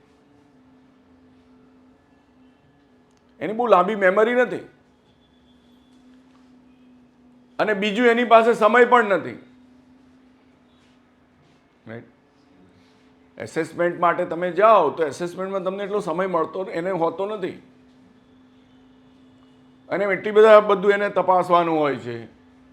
પણ હા, સાયકોલોજીકલી અમારી નજર એ ટાઈપની હોય છે એટલે ભૂલ પર જ નજર પડે, એટલે આમ આંખ ફેરવતા ફેરવતા સીધી ભૂલ પકડે. At the same time psychologically સારો મુદ્દો પણ તરત પકડાય છે. એ તમે જે કંઈ મુદ્દો કંઈ કરવા જાઓ છો એને સહેજ થોડો અંડરલાઈન કરો, હાઇલાઇટ થઈ જશે. અથવા તો એમાં 2 મુદ્દા 3 મુદ્દા તમે નેરેટ કરવા માંગો છો તો તરત એનો એક પેરેગ્રાફ પાડો. એટલે તમને એક એવી એ લખવાની એક પ્રેક્ટિસ ઊભી થવી જોઈએ કે શરૂઆતમાં જે કંઈ તમે કહેવા માંગો છો એ પહેલી 2 3 4 લાઈનમાં આવી જાય. પછી બોડી પાર્ટમાં દરેક મુદ્દાને જે લખો છો તો એ દરેક મુદ્દાને અલગ અલગ રીતે એમ કાં તો પેરેગ્રાફ કરો અથવા તો એને એમ તમે અંડરલાઈન કરીને હાઇલાઇટ કરો, મેઇન જે કંઈ ટોપિક આવતો હોય તે. એટલે એ બહુ નીટ એન્ડ ક્લીન લાગશે, અને છતાં તમે જે કહેવા માંગો છો એ તરત જ એમાં દેખાશે. અને એમ પછી છેલ્લે 3 કે 4 લાઈન જે તમે એને ઉપસંહારની રીતે તમે તમારું કન્ક્લુઝન જે કંઈ છે એ તમે રજૂ કરવા માંગો છો. બરાબર, એટલે આ રીતે તમારે એક પ્રેક્ટિસ કરશો તો તમારું જે લખાણ છે એ ટોટલી એક આખો અલગ એંગલ ઊભો કરશે. રાઈટ, અને આમ ખૂબ જ સારી રીતે તમે તમારા જે બાબતો છે એને રજૂઆત કરી શકો છો. અક્ષર સુધારવાનો કોઈ પ્રેશરમાં આવીને ખોટા અક્ષર બગાડવાનો મતલબ હોતો નથી. But at the same time તમને જો કે આમાં તો 3 કલાક મળવાના જ છે જો તમે ગ્રુપ એ મેન્સની વાત કરીએ તો, બરાબર. પણ હા, વર્ણનાત્મક હોય એટલે સમય ખૂટે છે, અને એ સંજોગોમાં જેમાં તમે બહુ જ કમ્ફર્ટેબલ છો, બહુ વિચારવાની જરૂર નથી, એ બધી જ બાબતો પહેલી લખી કાઢવાની. જે કંઈ પ્રશ્ન લખશો એનો વાંધો નથી, પણ પ્રશ્નનું હેડિંગ આપજો, બરાબર.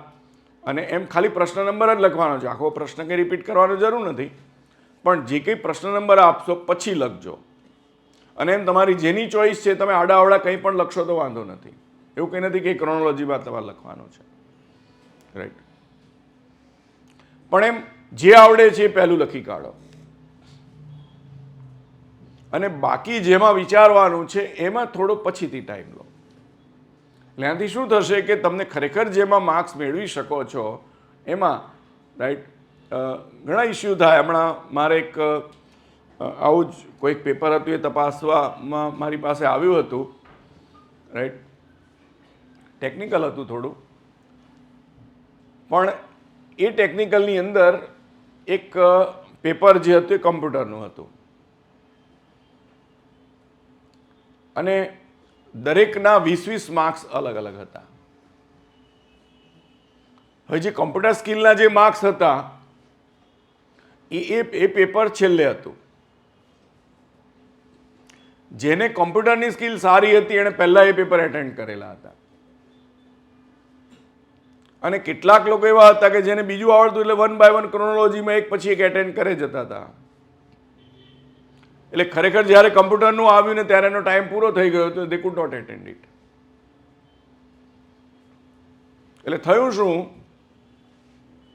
કે 20 માર્કનો એક આખો પ્રશ્ન તમારો છૂટી ગયો જે ખરેખર તમને આવડતો હતો. એટલે એ લોકો ખરેખર હોશિયાર હતા. અગાઉનું જે એમણે લખેલું હતું એમાં ખૂબ હોશિયાર હતા, પણ એમના 100 માર્ક્સના પેપરમાંથી 20 માર્કનું તેમણે છોડી જ દીધું. હવે એટલે એમની કોમ્પિટિશન 80 માર્કમાં થવાની હતી. જ્યારે પેલા લોકો ભલે થોડું પુઅર લખ્યું હશે પણ એટેન્ડ કર્યું હતું, છેલ્લો પ્રશ્ન આખો એટેન્ડ કરેલો હતો, એટલે એનું એસેસમેન્ટ 100 માંથી થયું. એટલે બટ નેચરલી એ પુઅર હતા પણ છતાં એના માર્ક્સ વધારે આવ્યા, એટલે એના સિલેક્શનના ચાન્સીસ વધારે થઈ ગયા.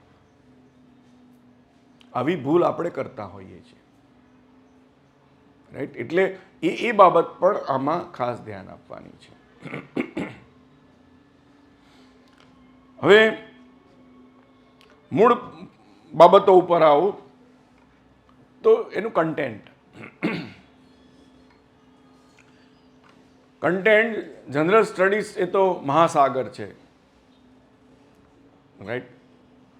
અને એટલે એમાં એનો કોઈ અંત નથી. એટલે પહેલી મહત્વની બાબત છે કે જે કંઈ પ્રશ્ન તમને પૂછ્યો છે, બરાબર, એ પ્રશ્નને તમે ખરેખર સમજ્યા છો. કેટલીક વાર એનાલિટિકલ પૂછ્યું હોય અને આપણે ફેક્ચ્યુઅલ બધું જ લખવા માંડીએ. આવું ઘણી બધી વાર મેં જોયું છે કે ફેક્ચ્યુઅલ એટલું બધું લખી કાઢો તમે, પણ તમને પ્રશ્ન ફેક્ચ્યુઅલનો પૂછ્યો જ નથી. એટલે ફેક્ટ્સ તમે લખો, વેલ એન્ડ ગુડ, સારું છે, પણ એ તમારા એનાલિસિસમાં દેખાવું જોઈએ. જે પ્રશ્નમાં મૂળ પૂછવા માંગે છે એ થવું જોઈએ. હમણાં એક પરીક્ષાની અંદર પ્રશ્ન પૂછાયો હતો કે બંધારણના આર્ટિકલ 16 અને પાર્ટ 16 ભાગ 16 અને અનુચ્છેદ 16ના ઉપલક્ષ્યમાં અનામતની જોગવાઈઓની સમીક્ષા કરો. રાઈટ? થોડો વધારે એમાં હતો, પણ એ લેવલનું પેપર પણ હતું. હવે આ સંજોગોમાં 80% વિદ્યાર્થીઓએ આર્ટિકલ 16ની જે અનામતની જોગવાઈ છે એના ઉપર ઘણું બધું લખી કાઢ્યું અને પછી સીધા મુદ્દા ઉપર એમ જતા રહ્યા કે અનામત હોવી જોઈએ કે ના હોવી જોઈએ, કે આમ ને તેમને. તમને ક્યાં પૂછ્યું છે કે અનામત હોવી જોઈએ કે ન હોવી જોઈએ? એટલે તમે એનું રેલેવન્સ જોતા નથી કે તમને શું પૂછવા માંગે છે. તમે તો તમારા મગજમાં જે પડ્યું છે ઠાલવવા માંડો છો. એટલે પ્રશ્નને સમજો કે ખરેખર શું પૂછવા માંગે છે, અને તો એકોર્ડિંગલી એ બાબતને તમારે ધ્યાનમાં આપવું પડે. પૂછ્યું હતું એ કે આ બે બાબતની જે જોગવાઈ છે એની તમારે સમીક્ષા કરવાની છે, રાઈટ? અને તો એકોર્ડિંગલી બંધારણમાં તો ઘણી બધી અનામતની જોગવાઈ છે. તમને ખાલી સ્પેસિફિક આર્ટિકલ 16 પૂછ્યું છે તો it should be confined to article 16 only. એમ આર્ટિકલ 15ની અંદર જે કંઈ જોગવાઈ છે એની તમારે કોઈ વાત કરવાની નહોતી. બધું બધાએ લખી કાઢ્યું. Ultimately it is wastage. તમારી સ્પેસ બગડે છે, સમય બગડે છે, અને તમે જે કંઈ જ્ઞાન અંદર બધું પીરસો છો એ બધું નકામું જાય. એટલે try to understand the question, શું તમને પૂછવા માંગે છે, એ બહુ જ મહત્વનું બને છે. બીજી મહત્વની બાબત એ છે કે દરેકનું તમે જે કંઈ વાંચો છો એનું જ્યારે એનાલિસિસ પૂછે છે ત્યારે એનું કરંટ એની સાથે એસોસિએટ કરે છે. અત્યારે જે કંઈ બન્યું હોય અથવા તો કોઈ પણ ઘટના બનવાની હોય અથવા તો એમ પાર્લામેન્ટે કે એમ વિધાનસભાએ એનું કંઈક એનેક્ટમેન્ટ કરેલી બાબત હોય, તો એ બાબતને એની સાથે જોડતા હોય છે. બેઝિક ફંડામેન્ટલ તમારા ક્લિયર હોય. પર્યાવરણલક્ષી બાબત હોય, દાખલા તરીકે અત્યારે COP28ની બાબતની વાત કરીએ, તો એની તમને એટલે સુધી નહીં લઈ જાય. તો જસ્ટ હું ચર્ચા કરી રહ્યો છું કે જે રીતનું લેવલ છે તમારા આ પરીક્ષાનું, એટલે એમાં એટલી બધી સુધી ન લઈ જાય. પણ આ તો એક ચર્ચા હું કરી રહ્યો છું કે એમ માનો કે પર્યાવરણલક્ષી પ્રશ્નો અને એની વાત કરે તો અત્યારે છેલ્લે એમાં શું થયું એ બાબતથી તમે વાકેફ હોવા જોઈએ.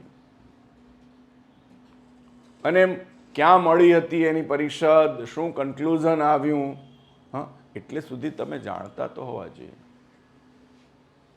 અને માનો કે એ પ્રકારનો પ્રશ્ન હોય તો તમે એમાં એમ થોડું પદ્ધતિસર એમાં લખી શકો.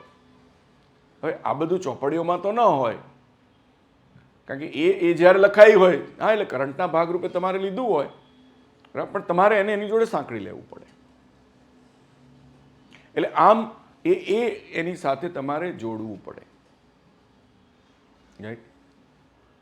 આવું જ ઘણા કરંટમાં ફેરફાર થયેલા હોય.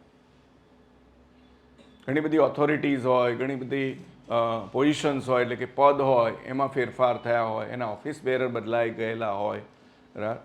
એટલે કોઈક એવા કેસમાં બિનજરૂર એ લખવાની જરૂર જ નથી, કાં તો એટલે એવા કોઈ પદ કે પદાધિકારીને એની સાથે સાંકળવાના હોતા નથી. બહુ તો પદ સંકળાયેલું હોય, પદાધિકારી સંકળાયેલા ન હોય.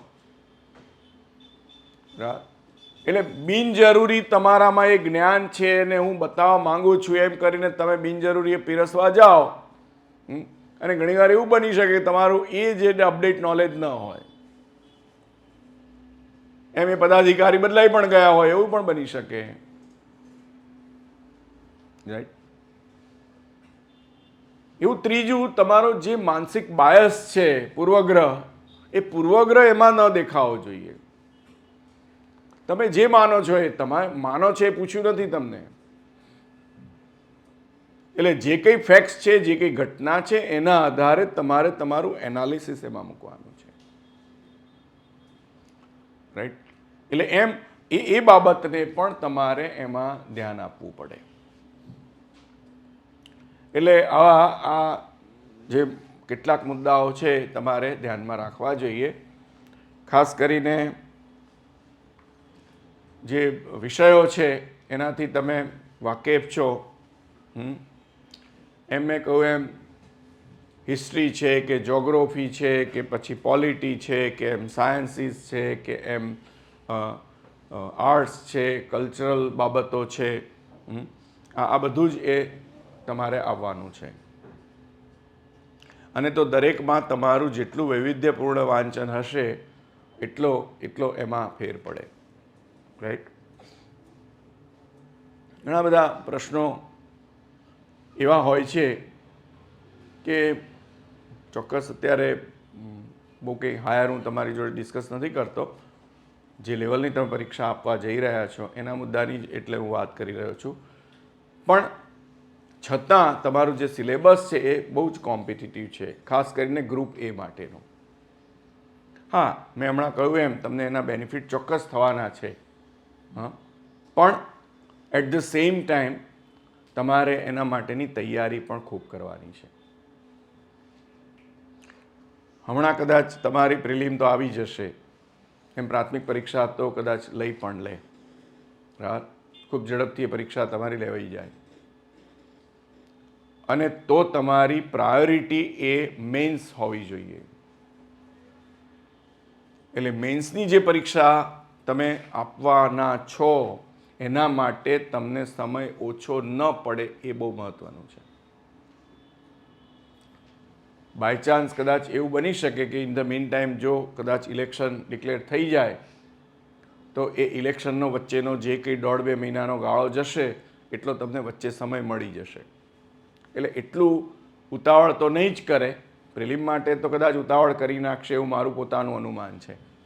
એટલે બહુ તો તમને માર્ચ એન્ડ સુધીમાં પણ પ્રિલિમ તમારી લેવાઈ જશે એટલી તૈયારીઓ છે એ લોકોની, રાઈટ.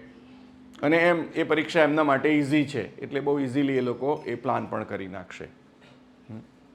અને ત્યાં સુધીમાં હજી ઇલેક્શનનું ફોર્મેટ ફાઇનલ થયું નહીં હોય. ગઈકાલથી આમ તો તારીખો ને આ ને તે ને બધું વાયરલ થવા માંડ્યું છે, પણ હજી એ જાહેર થાય એ પહેલાં પછીની વાત છે.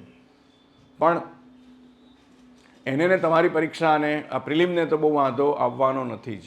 એટલે એ પહેલાં તો એ લઈ જ લેશે ને પ્લાન કરી નાખશે, બરાબર. એટલે એ તબક્કા માટે તો તમે ફૂલ તૈયાર થઈ જાઓ અને એમ A to Z બધું જ જે કંઈ છે બાય હુક ઓર ક્રૂક કે બધું જ તમારું એકદમ તૈયાર થઈ જવું જોઈએ. અને એમ લેટર ઓન સ્ટેજ માટે પણ તમારે એમ ફરી પાછું, કારણ કે પછી ચાલશે પોલિટિક્સ, બરાબર. અને એમ ચૂંટણી ને આ ને તે ને એ બધો પ્રચાર ને એ બધી જે કંઈ આપણે ત્યાં ચર્ચાઓ ને વાદ વિવાદ આ તે બધું ઘણું ચાલશે. એટલે આપણે એમાં ખેંચાયા વગર આપણે અગેન પાછા આપણા મૂળ મુદ્દા ઉપર જ એમ જોડાયેલા રહીએ અને મેન્સનો એ પ્રકારનો સિલેબસ જે કંઈ છે એ સિલેબસને ધ્યાનમાં રાખી અને ઇમિજિએટલી તરત જ તૈયારીમાં લાગુ પડી જઈએ, કારણ કે એ ઘણો લેન્ધી સિલેબસ છે. અને એમ તમારી પાસેથી એ અપેક્ષા રહેવાની છે, રાઈટ. અને તમે જ્યારે વર્ણનાત્મકમાં પડશો ત્યારે તમારે લખીને તૈયાર કરવાની ખૂબ એ રાખવી પડે, રાઈટ. મારી વ્યક્તિગત સલાહ એવી છે કે જે કંઈ વાંચો છો એની પોતાની નોટ બનાવો. પણ હા, બહુ ટાઈમ ટેકિંગ નહીં એમ એ રહેવું જોઈએ. મટીરિયલ તો તમારી પાસે હોય જ, બરાબર. પણ નોટ એટલા માટે બનાવો કે સો ધેટ તમે મુદ્દાવાર લખી શકો છો. જે કંઈ મુદ્દામાં એ બાબતનું શું મહત્ત્વ છે એટલું તમને એ ધ્યાનમાં આવવું જોઈએ, રાઈટ. અને એમ દાખલા તરીકે રોલેટ ટેક્ટની વાત કરીએ તો રોલેટ ટેક્ટ શેના માટે હતો, ક્યારે આવ્યો હતો, કેવી રીતે વિરોધ થયો, અને એમ એ જે મૂળ બાબત છે તમે માનો કે વાંચી છે તો તમે તમારી રીતે કેટલું લખી શકો છો પ્રિસાઇઝ, રાઈટ. ખરેખર ત્યારે લખવા બેસતો ને ત્યારે જ તમને ખબર પડશે કે તમે ખરેખર કેટલું લખી શકો છો, રાઈટ. એટલે પહેલી એમાં મહત્ત્વની બાબત એ આવે છે કે તમારી પોતાની જે ફેક્ટ્સ છે એ ફેક્ટ્સ જાળવવાની બાબત. You have to recall it. મૂળ મુદ્દાઓ જે છે એ મુદ્દાઓ તો ખરા જ. હવે એ મુદ્દાને તમારે એક પ્રિસાઇઝલી લખવાના છે તો એ કેવી રીતે લખશો, બરાબર. તો એ તમારા માટે નવું ફોર્મેટ છે, માટે એની ખૂબ તમે એમ તૈયારી કરજો તો એ તમને એ રીતે ખૂબ મહત્ત્વનું બની રહેશે, રાઈટ. એટલે આ જે સિલેબસ છે એ જોતાં તમારે ઘણી મહેનત કરવી પડે, એટલે ડોન્ટ ટેક ઇટ લાઇટલી, બરાબર. ચોક્કસ આ તમારી મહેનત ઉગી જ નીકળવાની છે, એઝ આઈ સેડ, બરાબર. આ જ બધી વસ્તુઓ તમને બીજે પણ કામમાં આવવાની જ છે. એટલે વ્યવસ્થિત નોટ બનાવી અને જ આગળ વધજો. Same way current affairs. Current પણ જેટલું વાંચો છો એ દરેક વાંચીને એની પણ તમારી પોતાની એક નોટ બનાવો. મેગેઝિન છે સપોઝ, તો મેગેઝિન વાંચો છો તો તમારી પોતાની એક નોંધ અલગ બનવી જોઈએ. એમ ગુજરાતનું જે છે, ભારતનું જે છે, વર્લ્ડનું જે કંઈ છે, વિજ્ઞાનનું છે, ઇકોનોમીનું છે, પર્સનાલિટીનું છે, કોઈનું સન્માન કે પુરસ્કાર છે, તો આ બધી ડિસેમિનેટ કરેલી ઇન્ફોર્મેશન તમે ચોક્કસ રીતે થોડી લખો. સો દેટ શું થશે, તમને મગજમાં એક પાક્કું બનશે. અને when you want to recall it, દાખલા તરીકે કોઈ એપ્રિલના અંકમાં આવ્યું ને કોઈ માર્ચના અંકમાં આવ્યું ને કંઈક ફેબ્રુઆરીના અંકમાં આવ્યું. હવે એ બધું જ તમારે છેલ્લે કંઈક લખવા બેસશો ત્યારે રિકોલ કરવા જવાશે નહીં. અને કયા અંકમાં હતો અને લાવો એમાં જોવા જવું એવું નહીં, રાઈટ. અને એમ તમને તરત જ ડાઉટ જાય કે ઓકે કે આ પુરસ્કારની બાબત છે તો તમે જે ચોપડામાં પુરસ્કાર વિશે લખ્યું હોય તે પુરસ્કારમાં જે બધું ડિટેલમાં મળી આવે તમને. એમ ઇકોનોમી રિલેટેડ બાબત છે તો એ સાયન્સને લગતી બાબત છે તો એ રીતે બરાબર, એમ કોઈનું ડેથ થયું છે, કોઈ પર્સનાલિટી, તો એના વિશે તો એ સેક્શનમાં જાઓ તો તમને એમાંથી વિગત તમને મળે. બાકી પેલા નહીં તો 4 અંક જતા રહ્યા હશે, કયા અંકમાં હતું એ અગેન પાછું તમે શોધવા જશો. It's a waste of time. એટલે થોડું આ પ્રકારનું પ્લાનિંગ કરીને એક સિસ્ટમ તમે વર્કઆઉટ કરશો તો તમે વધારે પરફેક્ટલી આ લેવલમાં આગળ વધી શકશો. રાઈટ, એટલે એ પણ મહત્વની બાબત આની સાથે એ જોડાયેલી છે. રાઈટ, પહેલી વાર જ્યારે તમે આ ફેસ કરી રહ્યા છો એટલે તમારા માટે આના ઘણા બધા પ્રશ્નો હશે. રાઈટ, પ્રશ્નો હોય તો આપણે ચોક્કસ એ પણ લઈશું. બરાબર, પણ આમ ઘણું બધું મેં તમને જે કંઈ વાત કરી છે, એક છેલ્લો મુદ્દો કહીને પૂરું કરું. એક બાળક, એનો પ્રસંગ એવો છે કે એની મમ્મી એને મેળામાં ફરવા લઈ જાય છે. કદાચ તમે સાંભળ્યું પણ હોય કે ખબર નહીં. એટલે મેળામાં ફરવા લઈ જાય છે એટલે સરસ મજાના બાળકોનો આનંદ વધારે હોય, કપડાં તૈયાર થાય, આમ તેમ. જેવું અંદર ઘૂસ્યો એટલે ફુગ્ગાવાળો મળે એટલે મમ્મી ફુગ્ગો લઈ આવે. મમ્મી કે સારું બેટા, હમણાં લઈ દઉં છું, તું હમણાં પહેલાં આપણે ફરીએ તો ખરાબ, પછી લઈને ફરીશ તો પાછો ફૂટી જશે. એ છોકરો માની જાય છે. થોડો આગળ જાય છે પછી કે મમ્મી આઈસ્ક્રીમ ખાવો છે, ગુલ્ફી કે આ જે કંઈ. મમ્મી કે બેટા પછી પહેલાં ફરી તો લે. એટલામાં ચકડોળ ને આ તે બધું આવે છે. મમ્મી ચકડોળમાં બેસવું છે. બેટા બેસાડું છું હમણાં, રાતો જો થોડી વાર. આગળ જતા પેલું રમકડાનું એ આવે છે, મમ્મી મારે રમકડું લેવું છે. અગેન મમ્મી એને એવું જ કહે છે કે હા બેટા. એટલામાં એકદમ એક વંટોળ ફૂંકાય છે અને ખૂબ વંટોળમાં પેલા બાળકનો હાથ છૂટી જાય છે અને એમ બાળક એકદમ એની મમ્મીથી વિખૂટું પડી જાય છે. જે કંઈ મેળામાં સિસ્ટમ હોય એ પ્રમાણે તમે જાણો છો એમ છેલ્લે પછી કોઈના હાથમાં આવે છે મારી મમ્મી, એટલે પોલીસને સોંપે છે. પોલીસ જાહેરાત કરે છે, આ તે બધું જ. પોલીસ ચોકી જે બનાવી હોય ત્યાં એને બેસાડે છે. તારી મમ્મી હમણાં જ આવી જશે. હા, શું ખાઈશ, આઈસ્ક્રીમ ખાવો છે? તો કે ના મમ્મી. લે ફુગ્ગો રમને? તો કે ના મમ્મી. એટલે આ રમકડું રમવા આપું તને? એટલે રમકડું રમ. તો કે ના મમ્મી.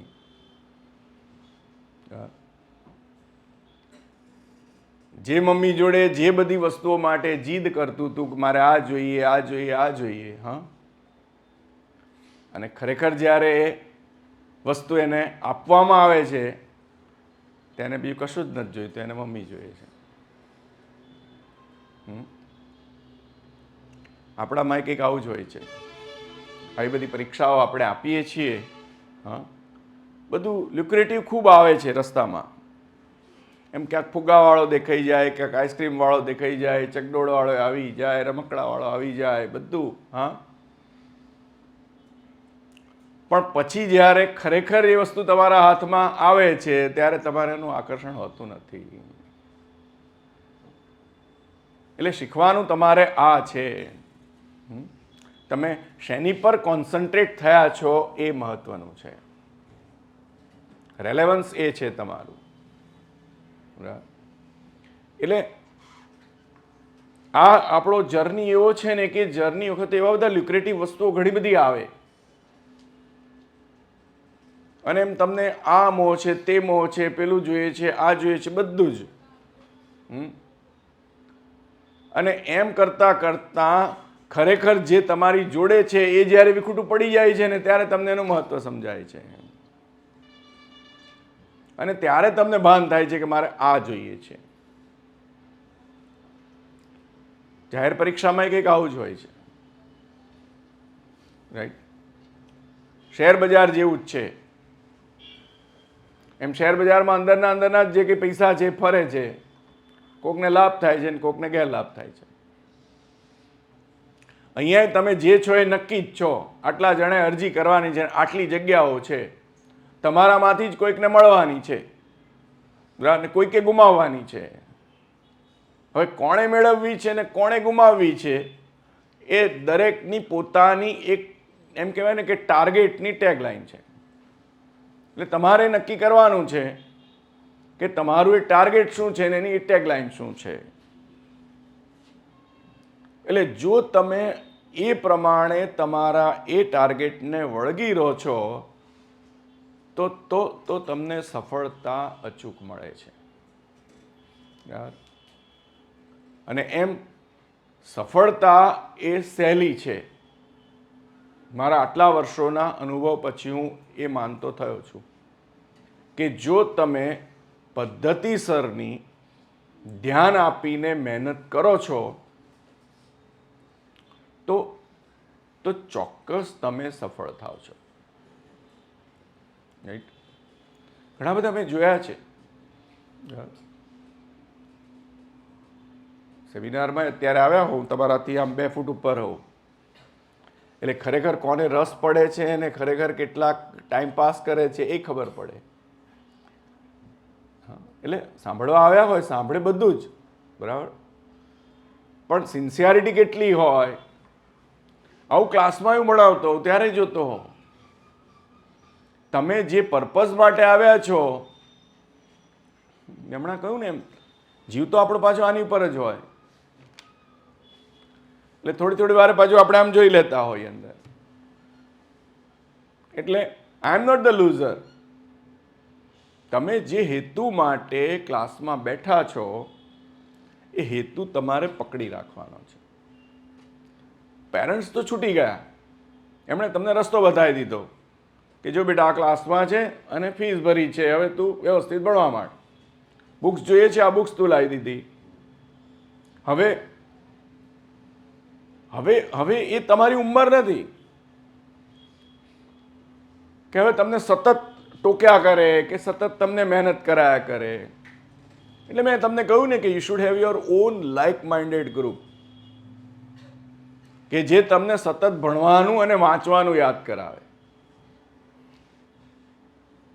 પછી ઘણા બધા હોય એ ફરવાનું યાદ કરાવે કે ઘણા બધા હોય ખાવાનું યાદ કરાવે, જેનો જેમાં જીવ પછી. અને એના કારણસર તમે તમારા મેઇન મુદ્દાથી એટલા ડેવિએટ થઈ જાઓ. હવે ક્લાસરૂમમાં જ્યારે તમને મુદ્દા સમજાવતા હોય ભણાવતા હોય ત્યારે તમારું મગજ ક્યાંક બીજે જ હોય કે આ છૂટીને ક્યાં ખાવા જઈશું, આજે ક્યાં ફરવા જઈશું. બોલું હોય તો કોઈક રિંગ માર્યા કરતો હોય, આપણે સાયલેન્ટ મૂક્યો હોય એટલે થોડી વાર એકાંત મેસેજ કરે કે ખમી જાને, એટલે આપણો જીવ તો પેલી બાદ જતું રહ્યો હવે. એટલે તમે તમારો જે મેઇન પર્પઝ છે ચૂકી ગયા. જો આ બહુ મહત્વનું છે. અને સંખ્યાબંધ વિદ્યાર્થીઓ મેં જોયું છે એટલા શાર્પ હોય, એટલા તૈયાર હોય, વાંચતા પણ હોય, પણ ખરેખર જ્યારે જે તબક્કે એ તૈયારી કરીને એના ફળ લેવાના હોય ને ત્યારે ડેવિએટ થઈ ગયા હોય. અને એમાં મોટા ભાગે એમનું ગ્રુપ જવાબદાર હોય છે. કારણ કે એ જે સમય હોય છે ને ત્યારે એટલું બધું આપણને એનું લ્યુક્રેટિવ એ વસ્તુ દેખાય ને કે તમને ભાન જ ભૂલાવે. એટલે જે મુદ્દા માટે તમે તૈયારી કરો છો એ મુદ્દો પછી સાઇડલાઇન થઈ જાય. એટલે તમારું પોતાનું એક સમયપત્રક હોય, એ સમયપત્રકને તમે સ્ટ્રિક્ટલી ફોલો કરો, એકદમ સ્ટ્રિક્ટલી. અને એમ વર્કઆઉટ કરી નાખો કે આ સમયે મારે આ વાંચવાનું છે, આ સમયે મારે આ વાંચવાનું છે. એમ ટાઈમ બાઉન્ડ એ વાંચવાનું તમારું પૂરું થવું જોઈએ. બને તો ગ્રુપમાં તમે એ કરો એટલે એના મુદ્દાઓની જે કંઈ ચર્ચા કરવી છે એ તમે ભલે ને બહાર જમવા ગયા કે ક્યાંક ફરવા ગયા કે આટો મારવા ગયા તો તમારી ચર્ચાનો મુદ્દો એ હોય કે આમાં આટલા 5 મુદ્દા આવવા જોઈએ, આ પ્રશ્નમાં આ બાબત છે, આજે આ મુદ્દા આપણે વાંચ્યા તો આમાં આટલી બાબતો આપણે ધ્યાન રાખવા જેવી છે. તો સહજ રીતે તમારા જે ફેક્ટ છે ને એ તૈયાર થઈ જશે. તમે તૈયાર નહીં કર્યા હોય તો બીજા મિત્રએ કર્યા હશે તોય તૈયાર થઈ જશે.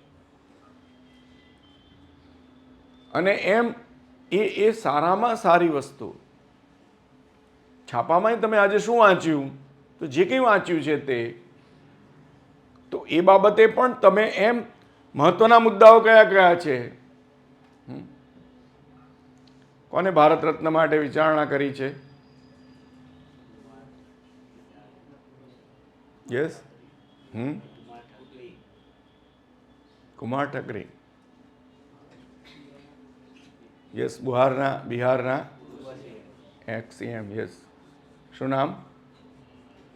કર્પૂરી ઠાકુર, બરાબર ને? એટલે વસ્તુ ગૌણ છે. કાલ રાતથી જ બધું ફરતું થઈ ગયું હતું, બરાબર? એટલે તમારા મોબાઈલમાં આવી ગયેલું હશે બધું, આજે છાપાઓમાં હશે, રાઈટ? પણ સહજ મુદ્દો છે આ, કેમ એમને અપાય છે, તો એ બધા મુદ્દાઓ આપણે કન્સિડર કરો. એ આટલું તમે 4 મુદ્દાઓ ડિસ્કસ કરી લો ને તો મુદ્દો તમારો તૈયાર થઈ ગયો. હવે તમે ભૂલી ન શકો. અને એમાં તમે ધારો ને તો આખું ભારત રત્ન તૈયાર કરી નાખી શકો. ભારત રત્નમાં શું આપે છે, ભારત રત્ન ક્યારથી શરૂ થયો, અત્યાર સુધી કેટલા એક્સ-સીએમને અપાયો છે, કે એક્સ-પીએમને અપાયો છે, કે બીજા ફિલ્ડના લોકોને અપાયો છે, અને એમ તમે ઘણું બધું એમાં. એટલે જરૂરી નથી કે કર્પૂરી ઠાકુરનો પ્રશ્ન આવે, પણ ભારત રત્નને લગતો બીજો કોઈ પણ પ્રશ્ન આવે તો તમે બહુ જ સારી રીતે એના ફેક્ચ્યુઅલ પણ મેનેજ કરી શકો, એનું ડિસ્ક્રિપ્શન પણ મેનેજ કરી શકો, રાઈટ? અને એમ એવા ઘણા બધા મુદ્દાઓ છે જે તમે ઇઝીલી આ ડિસ્કશન દ્વારા તૈયાર કરી શકો.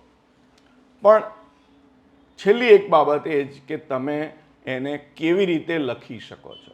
કે લખવાની તમારી પોતાની પદ્ધતિ હશે, એ પદ્ધતિ તમે જેટલી વાર લખશો એ જ રીતે યાદ રહેશે, અને એમાં તમે જ પોતે તમારું ઇમ્પ્રૂવ કરી શકશો, બીજું કોઈ તમને ઇમ્પ્રૂવ નહીં કરી શકે.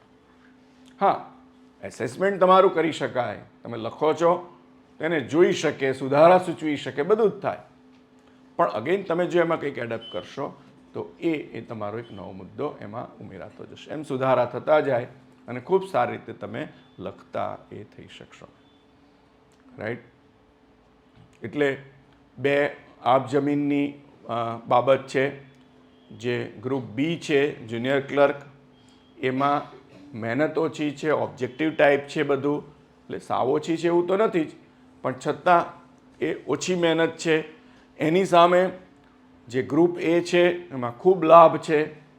એકવાર તમે સક્સેસફુલ થઈ જાઓ, મહેનત તો કરવી જ પડે, પણ એ હાર્ડવર્ક કરશો તો આગળ જતાં એનો જે ફ્યુચરમાં જે બેનિફિટ છે, મેં તમને પહેલાં જ વાત કરી, તો એના માટે તમારે એ રીતે પણ એ તૈયાર થવું પડે, રાઈટ? કોઈને કંઈ પ્રશ્ન હોય તો એ ચર્ચા કરીએ, રાઈટ?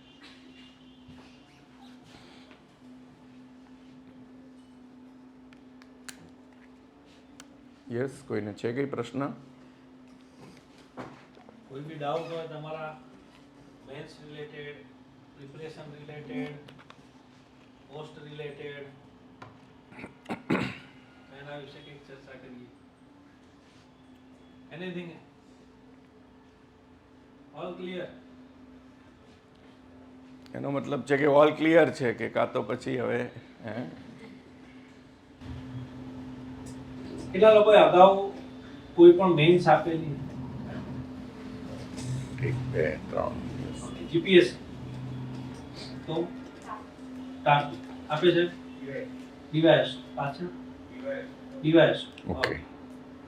જો એ બી એક બેનિફિટ છે કે હમણાં જ જાન્યુઆરીમાં બી જીપીએસસી નું કેલેન્ડર આવવાનું છે, અને એમાં ડીવાયએસઓ ની સારી એવી વેકન્સી છે, એસટીઆઈ ની સારી એવી વેકન્સી છે. તો ગ્રુપ એ માટે જો ફોકસ કરશો ને, સાહેબે કીધું કે પક્ષ સાહેબ એના ઘણા એના ફાયદા ઘણા બધા છે. કે એક તો સારી પોસ્ટ મળે છે, પ્રમોશન સારા મળે છે, ઓફિસર તરીકે તમે ફ્યુચરમાં, નિયર ફ્યુચરમાં તમે પોતાની જાતને જોઈ શકો છો. જોડે જોડે એ જ તૈયારી તમને ઘણી બધી બીજી એક્ઝામમાં બી તરત જ ઉપયોગી થવાની છે. ડીવાયએસઓ છે, એસટીઆઈ છે, એની સારી એવી વેકન્સી આવવાની છે, અને આ વેકન્સી તમને આ જ તૈયારીમાં સારું એવું એનું રિટર્ન આપી દેશે. એટલે બને ત્યાં સુધી આપણે ગ્રુપ એ ને ફોકસ કરીએ.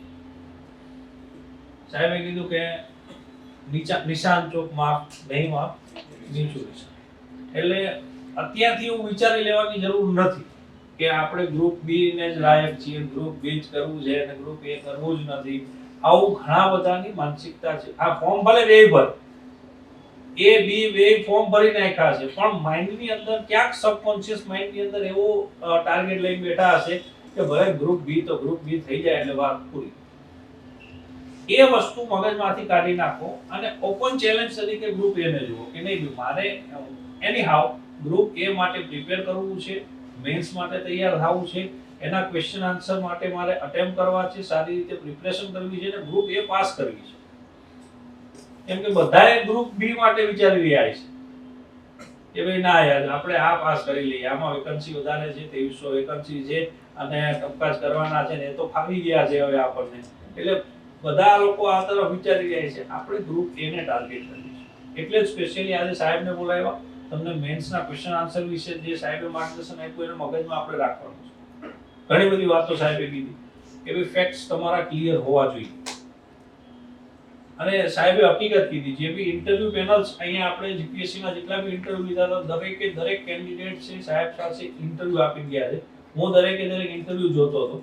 ઘણા એવા વ્યક્તિ હોય કે જીપીએસસી મેન્સ પાસ કરીને આવ્યા હોય અને એના ફેક્ટ્સ ક્લિયર ના હોય.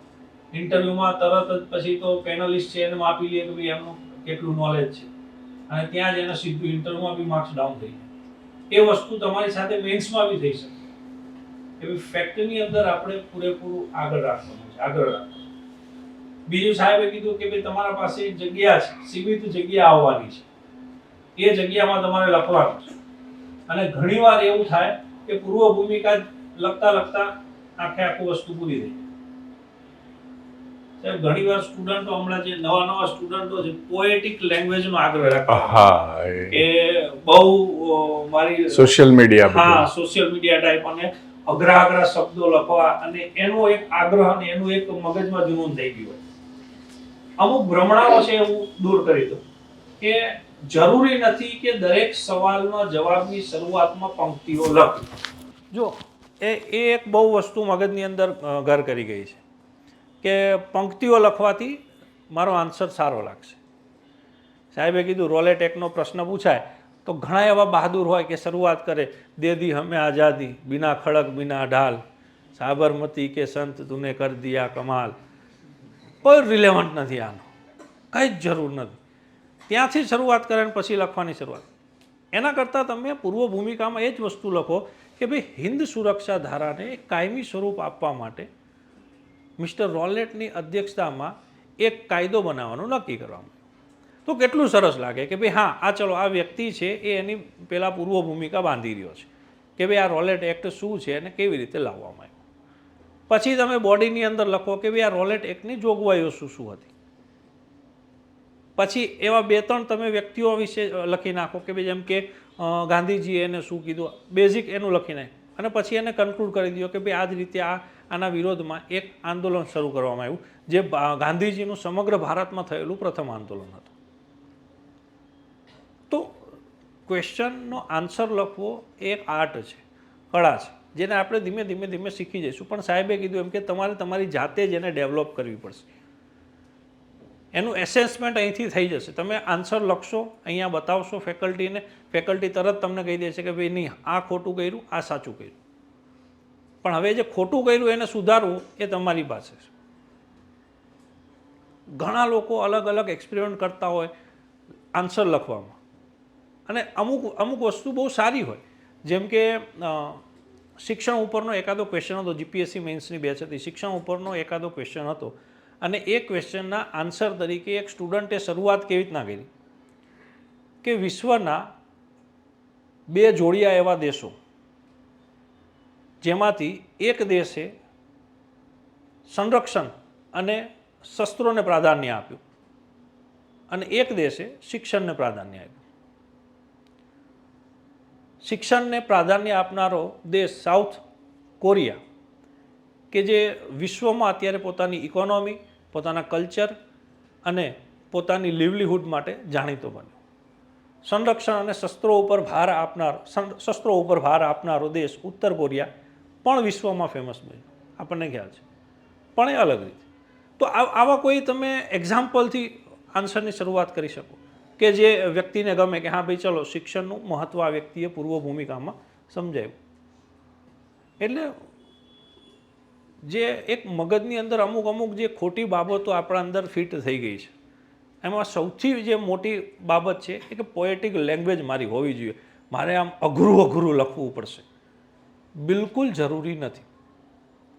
તમે સિમ્પલ સેન્ટેન્સ, સિમ્પલ વસ્તુ, ફેક્ટ સાથે ટુ ધ પોઈન્ટ રહીને તમે આખી વસ્તુને લખી જાઓ. સાહેબે ઉદાહરણ આપ્યું કે જો અનામતનો આવો કોઈ પ્રશ્ન પૂછાય અને તમે એમાં પોઈન્ટથી ભટકી ગયા અને આડાઅવળી બધી કથા કરી નાખી, પણ આર્ટિકલ 16 વિશે જ લખવાનું તમારે જગ્યા ખૂટી કે સમય ખૂટ્યો, તો પછી એમાં તમારા માર્ક્સ બિલકુલ નથી આવવાના. પોઈન્ટ ઉપર તમારે રહેવું પડશે, મેજોરિટી પોઈન્ટ ઉપર રહીને તમારે આન્સર લખવો પડશે. ભલે તમારી લેંગ્વેજ સિમ્પલ હોય પણ ગ્રામેટિકલ મિસ્ટેક ઓછી હોય, બિલકુલ ના હોય, એનો આગ્રહ રાખીએ. અને સિમ્પલ લેંગ્વેજ સાથે સિમ્પલ નાના સેન્ટેન્સ બનાવો. ઘણાને ઇંગ્લિશ લખવામાં તકલીફ પડતી હશે. કેટલાને તકલીફ પડે છે ઇંગ્લિશમાં? ઇંગ્લિશના પેપરથી કેટલાને બીક લાગે છે? ઓલમોસ્ટ ઇંગ્લિશમાં જે વસ્તુ સાહેબે હમણાં ચર્ચા કરી ને એ જ વસ્તુ હું કહેવાનો હતો. રામબાણ ઇલાજ છે. આ વસ્તુ જો તમને ક્લિક થઈ ગઈ હોય તો ટેન્સ પકડી રાખવાનું અને સિમ્પલ ટેન્સની અંદર જ તમારે આખો વસ્તુ લખવાનો પ્રયત્ન કરવાનો અને નાના સેન્ટેન્સ બનાવો. મોટો એવું કોઈ સેન્ટેન્સ કે મોટું એવું કોઈ પોએટિક લેંગ્વેજ એવા વર્ડ લખવાની બી જરૂર નથી. કોઈ બી ઘટના તમારે લખવી છે તો એને નાના સેન્ટેન્સથી તમે લખવાની શરૂઆત કરો. આ રીતે લખવાનું ડેવલપ કરશો ને એટલે ઓટોમેટિકલી તમારો આન્સર ધીમે સુધરવા લાગશે. રાઈટ? ડન? કેટલા લોકોને લાગે છે કે નહીં ગ્રુપ એ થઈ જશે? કેટલા લોકોને લાગે છે? ઓકે, ઘણા બધાને. શરૂઆતમાં આવીને પૂછ્યું હોત તો હાથ ઓછા હોત, તો 5-10 જણાને જ હિંમત આવી હોત. હવે ઓલમોસ્ટ 90 લોકોને લાગે છે કે ગ્રુપ એ થઈ જશે. કરી લઈશું, આપણે ભેગા મળીને કરી લઈશું. અને આપણા પાસે સમય હશે, પ્રિલિમ પછી બી ખાસો એવો સમય હશે કે જેની અંદર આપણે જો દિવસના 8-10 કલાક મહેનત કરી, લખા અને એમાં ઇમ્પ્રુવાઇઝેશન કર્યું તો થઈ જશે. મેઇન વસ્તુ આ છે, ઇમ્પ્રુવાઇઝેશનની જરૂર પડશે. તમે પહેલો જે આન્સર લખશો અને 100મો જે આન્સર લખશો એ બેની વચ્ચે જમીન આસમાનનો ફરક હશે. પહેલો આન્સર કદાચ તમે લખ્યો હશે તો તમને નહીં ગમે, તમને એમ થશે છીચી આ શું લખ્યું મેં, નહીં મજા આવી. અને 100મો આન્સર છે એ કદાચ ફેકલ્ટીને બી ગમશે કે નહીં યાર આ વ્યક્તિએ બહુ સરસ લખ્યું છે. પણ એ 1 થી 100ની વચ્ચે ઇમ્પ્રુવાઇઝેશન જરૂરી પડશે. એવું નહીં કે પહેલો લખ્યો છે એવો ને એવો, બીજો ને એવો, ત્રીજો ને એવો નહીં. પહેલો લખ્યો છે તો એમાં તમારી ભૂલોને તમારે ગોતવી પડશે અને એ ભૂલો તમને ફેકલ્ટી ગોતી આપશે, તમારા મિત્રો ગોતી આપશે અને એમ કરીને એ ભૂલોને સુધારતા તમારે આગળ વધવાનું છે. સાહેબે કીધું ને કે ગ્રુપ બહુ જરૂરી છે. સારું ગ્રુપ આ એક્ઝામની અંદર તમને બહુ બેનિફિટ કરાવશે. જો આ એક્ઝામ 10મા 12માની એક્ઝામ નથી. કેમ હું આવું કહું છું? 10માની એક્ઝામ હોય, 12માની એક્ઝામ હોય, ઘણા લોકોને આમાંથી બેઠેલા 80% લોકોની મેન્ટાલિટી કેવી હોય ખબર? કોઈ ભાઈબંધ પૂછે ને કે બેનપણી પૂછે કે કેટલું વાંચ્યું, કશું નહીં વાંચ્યું. રિવિઝન કરતા હોય પોતે, કશું નહીં વાંચ્યું અને મનમાં ખુશ થાય કે મેં આને, મારે તો થઈ ગયું છે, મેં આને એમ કીધું મેં કશું નહીં વાંચ્યું. આ એ પ્રકારની એક્ઝામ નથી કે જેમાં તમે એકલા લડી શકશો. આ એ પ્રકારની એક્ઝામ છે કે જેમાં તમારે નાનકડી એક ટીમવર્ક જોશે, જે તમને અહીંયા મળે, તમને લાઇબ્રેરીમાં કદાચ મળી શકે. સોશિયલ મીડિયા ઉપર એવા ગ્રુપ નહીં શોધતા. હા, કેમ કે એમાં એની ભરમાર છે. મારી જ યુટ્યુબ ચેનલ છે છતાં હું કહું છું કે યુટ્યુબ ચેનલના કોમેન્ટ બોક્સમાં કોમેન્ટ કરવાવાળા વિદ્યાર્થીઓનું એક અલગ આખું ગ્રુપ ચાલતું હોય છે કે જે ખાલી કોમેન્ટ કરવા માટે જ એક્ટિવ હોય છે, જે ખાલી ને ખાલી સોશિયલ મીડિયા ઉપર ચર્ચાઓ કરવા માટે એક્ટિવ હોય છે. એવું ગ્રુપ નહીં, એક પ્રોપર ગ્રુપ. સાહેબે શબ્દો વાપરો લાઇક માઇન્ડ્સ, તમારા જેવા લોકો કે જેને આ એની હાવ કરવું છે, જે તમારા જેવી થોટ પ્રોસેસ ધરાવે છે, એવું એક તમારું મિત્ર વર્તુળ હોવું જોઈએ. સાહેબ કેટલાક મિત્ર વર્તુળ બનાવવાના, સ્કૂલમાંય બનાવ્યું, કોલેજમાંય બનાવ્યું. હવે અહીંયાનું એક જરૂરી છે, એ સર્કલ તમને પાસ કરાવશે. મારા સિનિયર્સ હતા, હું વિશ્વકર્મા ગવર્મેન્ટ એન્જિનિયરિંગ કોલેજમાં ભણતો હતો. મારા સિનિયર્સ હતા, સિનિયર્સનું આખું એક ગ્રુપ હતું, જેમાં એ લોકો પાયલ પાર્કમાં, સાહેબ આપને ખ્યાલ હોય, સ્પીપાની બાજુમાં જે એક સાહેબ જે સ્પીપામાં ભણાવતા એની બાજુમાં જ પાયલ પાર્ક એક સોસાયટી હતી. ત્યાં બધા આવા એસ્પિરન્ટ ભાડે મકાન રાખીને રહેતા. એ મકાનની અંદર આ 5 થી 6 જણાનું ગ્રુપ, અમારા બધા સિનિયર, 2 વર્ષ મારાથી સિનિયર, એ લોકો ત્યાં 6 જણા તૈયારી કરતા. હવે ગ્રુપની અસર કેટલી થાય તમે જુઓ કે એમાંથી પહેલો એક વ્યક્તિ કુલદીપ વાળા એ ડીસીમાં લાગી ગયો. એટલે એણે શું કર્યું, એણે બીજા વ્યક્તિનો હાથ પકડ્યો કે ભાઈ ચાલ આ રીતે નહીં, આ રીતે કર, આ રીતે નહીં, આ રીતે કર. બીજો વ્યક્તિ ડિસ્ટ્રિક્ટ રજિસ્ટ્રારમાં લાગી ગયો, વિશાલ કરીને, રાજકોટમાં છે. એ જ રીતે એણે ત્રીજા વ્યક્તિને પ્રોત્સાહિત કર્યો. એ ત્રીજો વ્યક્તિ એસઓમાં લાગી ગયો, ભગવતસિંહ ગોહિલ, અત્યારે અંડર સેક્રેટરી બની ગયા છે. તો ધીમે ધીમે એ 6 લોકો ક્લાસ 1 ટુ જીપીએસસી ક્રેક કરી ગયા 2-3 વર્ષની અંદર જ. આ ગ્રુપની તાકાત છે કે બધા લોકો સક્ષમ હતા, બધા લોકો સિન્સિયર હતા, બધા લોકો પોતાની રીતે તૈયારી કરતા હતા. ખાલી જરૂર શું હતી, આવા ઇન્ટરેક્શનની, આવા એકબીજાના સપોર્ટની. કેમ કે જ્યારે બી કદાચ આ જર્નીમાં તમે આવ્યા છો તો તમે 1 વર્ષ 2 વર્ષનો સમય લઈને આવ્યા છો કે મારે આટલો ટાઈમ આની અંદર આપવો છે. સીસી, ડીવાયએસઓ, એસટીઆઈ, ક્લાસ 3ની અલગ અલગ એક્ઝામ, મારે અલગ અલગ એક્ઝામ આપવી છે. મારે 1 વર્ષ, 1.5 વર્ષ, 2 વર્ષ આની અંદર ટ્રાય કરવી છે. તો ઘણી વખત એવું થશે કે તમે ફેલ થશો. સાહેબે કીધું કે શેર બજાર જેવું છે, આમાંથી કદાચ અડધા પાસ થશે, અડધા ફેલ થશે. જ્યારે તમે ફેલ થશો ને ત્યારે એ જ ગ્રુપ તમને હેલ્પ કરી શકશે, બીજું કોઈ નહીં હેલ્પ કરી શકે. કેમ કે બીજા કોઈ તમારા મિત્રો હશે એ તમારી ભાવનાઓને નહીં સમજી શકે. તમે દિવસના 10-10 કલાક મેથ્સ રિઝનિંગનો પ્રેક્ટિસ કરી હોય, ગુજરાતી ઇંગ્લિશ વાંચ્યું હોય, તમે મેન્સની તૈયારી કરી હોય અને માની લ્યો કે બાય ફોલ્ટ તમે ફેલ થાવ અને તમારી જે લાગણીઓનો ઉભરો આવશે એ તમારું આ ગ્રુપ તમને સમજી શકશે. બીજું કોઈ તમારું સ્કૂલનું ગ્રુપ હોય, કોલેજનું ગ્રુપ હોય, તમે એને એમ કહેશો કે હું ફેલ થયો, કંઈ વાંધો ના, ચા પીએ. તમને નહીં યાર સહેજ બી ઇમોશનલ નથી યાર, હું ફેલ થયો નાને, પણ એ નહીં સમજી શકે કેમ કે એને આ મહેનત કે એને આ ફેઝ નથી જોયો. આ ગ્રુપ સમજી શકશે, તમને સપોર્ટ કરશે કે કંઈ વાંધો નહીં, એક કામ કર, ડીવાયએસઓની જાહેરાત થઈ ગઈ છે, એના માટે આટલી આ જ વસ્તુઓ છે, તો આની કંઈક તૈયારી કર. અને એ ગ્રુપ કે એવું એક સ્પાર્ક તમને મળી ગયો તો એ વસ્તુ તમારી જિંદગી બદલી નાખશે. હું નામ ભૂલી ગયો, સાહેબે જેમનું કીધું કે 6 અટેમ્પ આપ્યા, 7મા અટેમ્પે એ મેગેઝિનનું લઈને સાહેબ પાસે આવ્યા. સાહેબે કીધું બધું છોડ, એક ટ્રાય આપ અને ફ્રેશ ટ્રાય આપ. અને એ વ્યક્તિ આઈપીએસ બની ગયો. એવું કહેવાવાળું, એવું ગાઈડ કરવાવાળું એક વ્યક્તિ તમને આ ગ્રુપમાં મળશે. એટલે બેટર છે કે તમારા પાસેના જે માણસો છે એ તમારે તમારા જેવા માણસો 3-4 જણા શોધીને રાખવા કે જે તમને ઇન્ટરેક્શનથી આ જ વસ્તુમાં ઓતપ્રોત રાખે, તમને ભટકવા ન દે. રાઈટ? ડન? સવારના 8 વાગ્યાના બેઠા છો. ચાલો, એની ક્વેશ્ચન? કોઈ ક્વેશ્ચન? ડન? હાજી સાહેબ બોલો ને.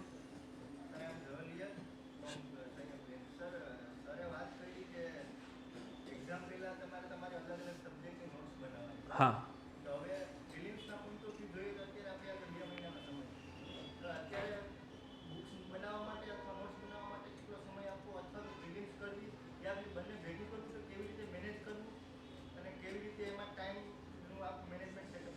જો હવે ખાસ વસ્તુ શું છે કે સાહેબે કીધું કે માર્ચ મહિનામાં અથવા તો ફેબ્રુઆરી એન્ડ અથવા તો માર્ચ એન્ડ આપણી પ્રિલિમ આવવાની છે. એ પછી મેન્સ ક્યારે આવવાની છે ખ્યાલ છે? મે જૂનની આસપાસ મેન્સ આવવાની છે. તો તમને મેન્સમાં ટાઈમ મળવાનો છે 3-1 મહિનાનો. પ્રિલિમમાં અત્યારે તમારી પાસે સમય ઓછો છે, એટલે બને એટલું અત્યારે ફોકસ પ્રિલિમ ઉપર કરો. એવા લોકો કે જેનું maths, reasoning, Gujarati, English weak છે. અમુક સ્ટુડન્ટ એવા બી હોય કે જેને બેન્કિંગની તૈયારી કરેલી હોય, જેને એસએસસીની તૈયારી કરેલી હોય, જેનું મેથ્સ રિઝનિંગ પહેલેથી સારું હોય, એન્જિનિયરિંગ બેકગ્રાઉન્ડ હોય, બીએસસી વિથ મેથ્સ કરેલું હોય, તો આવા લોકો છે એ પોતાનો અડધો સમય મેન્સમાં આપે, ડિપેન્ડિંગ ઓન યુ. કે ભાઈ મારે સાહેબ પ્રિલિમમાં જ અત્યારે તકલીફ છે, મેથ્સ રિઝનિંગ મારું બહુ વીક છે, હું આર્ટ્સ બેકગ્રાઉન્ડથી આવું છું, મને નથી સમજ આવતું, મને તકલીફ પડે છે આ 2 સબ્જેક્ટમાં, તો તમે અત્યારે પૂરેપૂરું ટાઈમ મેથ્સ રિઝનિંગને આપો. સિવાય કે જો તમે 8 કલાક 9 કલાક વાંચતા હોય તો 1 થી 2 કલાક તમે મેન્સ માટે કાઢી નાખો, કે જેમાં તમે આપણી ટેલિગ્રામ ચેનલ છે, આપણી મેન્સની બુક્સ છે, એમાંથી તમે ક્વેશ્ચન આન્સર વાંચીને થોડુંક સમજવાનો પ્રયત્ન કરી શકો. પણ જો તમારું મેથ્સ રિઝનિંગ બહુ કાચું છે, મેથ્સ રિઝનિંગમાં તમને તકલીફ છે, તો તમે તમારો પૂરેપૂરો ટાઈમ અત્યારે મેથ્સ રિઝનિંગ પાછળ લગાવો. કેમ કે ઘણા એવા સ્ટુડન્ટ્સને મેં જોયા છે કે જેને મેથ્સ રિઝનિંગમાં તકલીફ વધારે છે, ઇંગ્લિશમાં તકલીફ વધારે છે. તો એવા સ્ટુડન્ટ છે પોતાનો મોટાભાગનો સમય તમે પ્રિલિમ્સની અંદર અત્યારે ઇન્વેસ્ટ કરો, રાઈટ? કેમ કે એ બંને સબ્જેક્ટ એવા છે, ગુજરાતી ઇંગ્લિશ તમારે મેન્સમાં બી આવવાનું છે, એ જ વસ્તુ તમારે મેન્સમાં આવવાની છે, ગ્રામર તમારું એ જ મેન્સની અંદર તો આવવાનું જ છે, રાઈટ? અને મેથ્સ રિઝનિંગ સબ્જેક્ટ એવા છે કે જે તમને આગળની ઘણી બધી એક્ઝામોમાં કામ બી લાગવાના છે. પણ અત્યારે આપણે આ પ્રિલિમ પાસ કરવા ઉપર જો ફોકસ રાખતા હોઈએ તો મેથ્સ રિઝનિંગ ઉપર સમય રાખો, જો તમારું વીક હોય. એટલે ઇન્ડિવિજ્યુઅલ વસ્તુ છે. ઘણા સ્ટુડન્ટ એમ કહે છે સાહેબ મારે તો થઈ ગયું છે, તો તમે સમય આપો મેન્સને, કોઈ વાંધો નથી, જો તમારું મેથ્સ રિઝનિંગ સારું હોય તો. કેમ કે અહીંયા પ્રિલિમની અંદર ચેલેન્જ શું આવવાનો છે? ચેલેન્જ આવવાનો છે ટાઈમ. મેથ્સ રિઝનિંગ ચેલેન્જ જ નથી, ચેલેન્જ શું છે? ટાઈમ. 1 કલાક 60 મિનિટ 100 સવાલ, જેમાં 70 સવાલ મેથ્સ રિઝનિંગના. કેટલી સેકન્ડ મળશે તમને એક પ્રશ્ન માટે? કેલ્ક્યુલેટ કર્યું છે? 30 સેકન્ડની અંદર તમારે એને સોલ્વ કરવું પડશે. એટલે આ ચેલેન્જ છે. એટલે બને એટલો ટાઈમ અત્યારે મેથ્સ રિઝનિંગને પ્રેક્ટિસ પાછળ લગાવો. જો તમને મેથડ સમજાઈ ગઈ છે, જો તમને ટેકનિક સમજાઈ ગઈ છે કે આ દાખલો ટકાવારીનો આ મેથડથી મને સમજાઈ ગયો છે, આ જ મેથડથી હું કરવા માગું છું, તો પછી અલગ અલગ મેથડો જોવામાં બી સમય ના વેડફો. કેમ કે મેથ્સ રિઝનિંગ સાથે તકલીફ શું છે ખબર છે? જેટલા અલગ અલગ ફેકલ્ટી છે, જેટલા યુટ્યુબમાં અલગ અલગ લેક્ચર છે, જેટલી અલગ અલગ બુક્સ છે, જેટલા અલગ અલગ મટીરિયલ છે, એટલી ટેકનિક્સ છે. જીએસમાં એવું નથી. હિસ્ટ્રીમાં ગાંધીજીએ પહેલો સત્યાગ્રહ આ કર્યો છે તો દરેક બુકમાં પહેલો સત્યાગ્રહ એ જ કર્યો હશે. એવું નહીં હોય કે ભાઈ આ બુકની અંદર સવિનય કાનૂન ભંગ પહેલાં છે ને આ બુકની અંદર હિંદ છોડો સૌથી પહેલાં કર્યું, એવું નહીં હોય. જીએસની અંદર એ ચેલેન્જીસ નથી, મેથ્સની અંદર એ ચેલેન્જીસ છે કે તમે જો અલગ અલગ બધી વસ્તુઓ કરવા જશો ને તો તકલીફ થશે. અલગ અલગ બુક્સો પ્રિફર કરવા જશો તકલીફ થશે. બુક્સ પ્રિફર કરો અલગ અલગ, પણ શેના માટે? પ્રેક્ટિસ માટે. એક મેથડ મગજની અંદર સેટ કરી લીધી, એક શોર્ટકટ મગજની અંદર સેટ કરી લીધી, એ જ વસ્તુથી એ જ મેથડથી તમે દરેક બુક્સમાંથી જેટલા બી એક્સરસાઇઝ તમને મળતી હોય છે એને તમે સોલ્વ કરવાનો ટ્રાય કરો, રાઈટ? તો તમારું સ્પીડ અને એક્યુરેસી વધશે. ચાલો, આ સિવાય કોઈ ક્વેશ્ચન? એનીવન? અંદર કોઈ ઈચ્છા રહી જતી હોય તો બહાર લાવી દેજો, નહીં તો આપણે છૂટા પડીએ. ડન? તો once again thank you Haresh sir, આપે સમય આપ્યો. અને હજી આમાંથી બી ઘણા બધા અધિકારીઓ તમને ક્યાંક ને ક્યાંક જોવા મળશે ચોક્કસથી. તો થેન્ક યુ હર્ષ સર, અને આપ સૌને બી ખૂબ શુભેચ્છાઓ કે ગ્રુપ એને ટાર્ગેટ કરો, જલ્દીથી જલ્દી સીસી પાસ કરો અને મોટું પેંડાનું બોક્સ લઈને મારા સુધી આવી જાઓ. એવી શુભેચ્છાઓ સાથે આપણે છૂટા પડીએ, રાઈટ? ઓકે, ચાલો, ધન્યવાદ.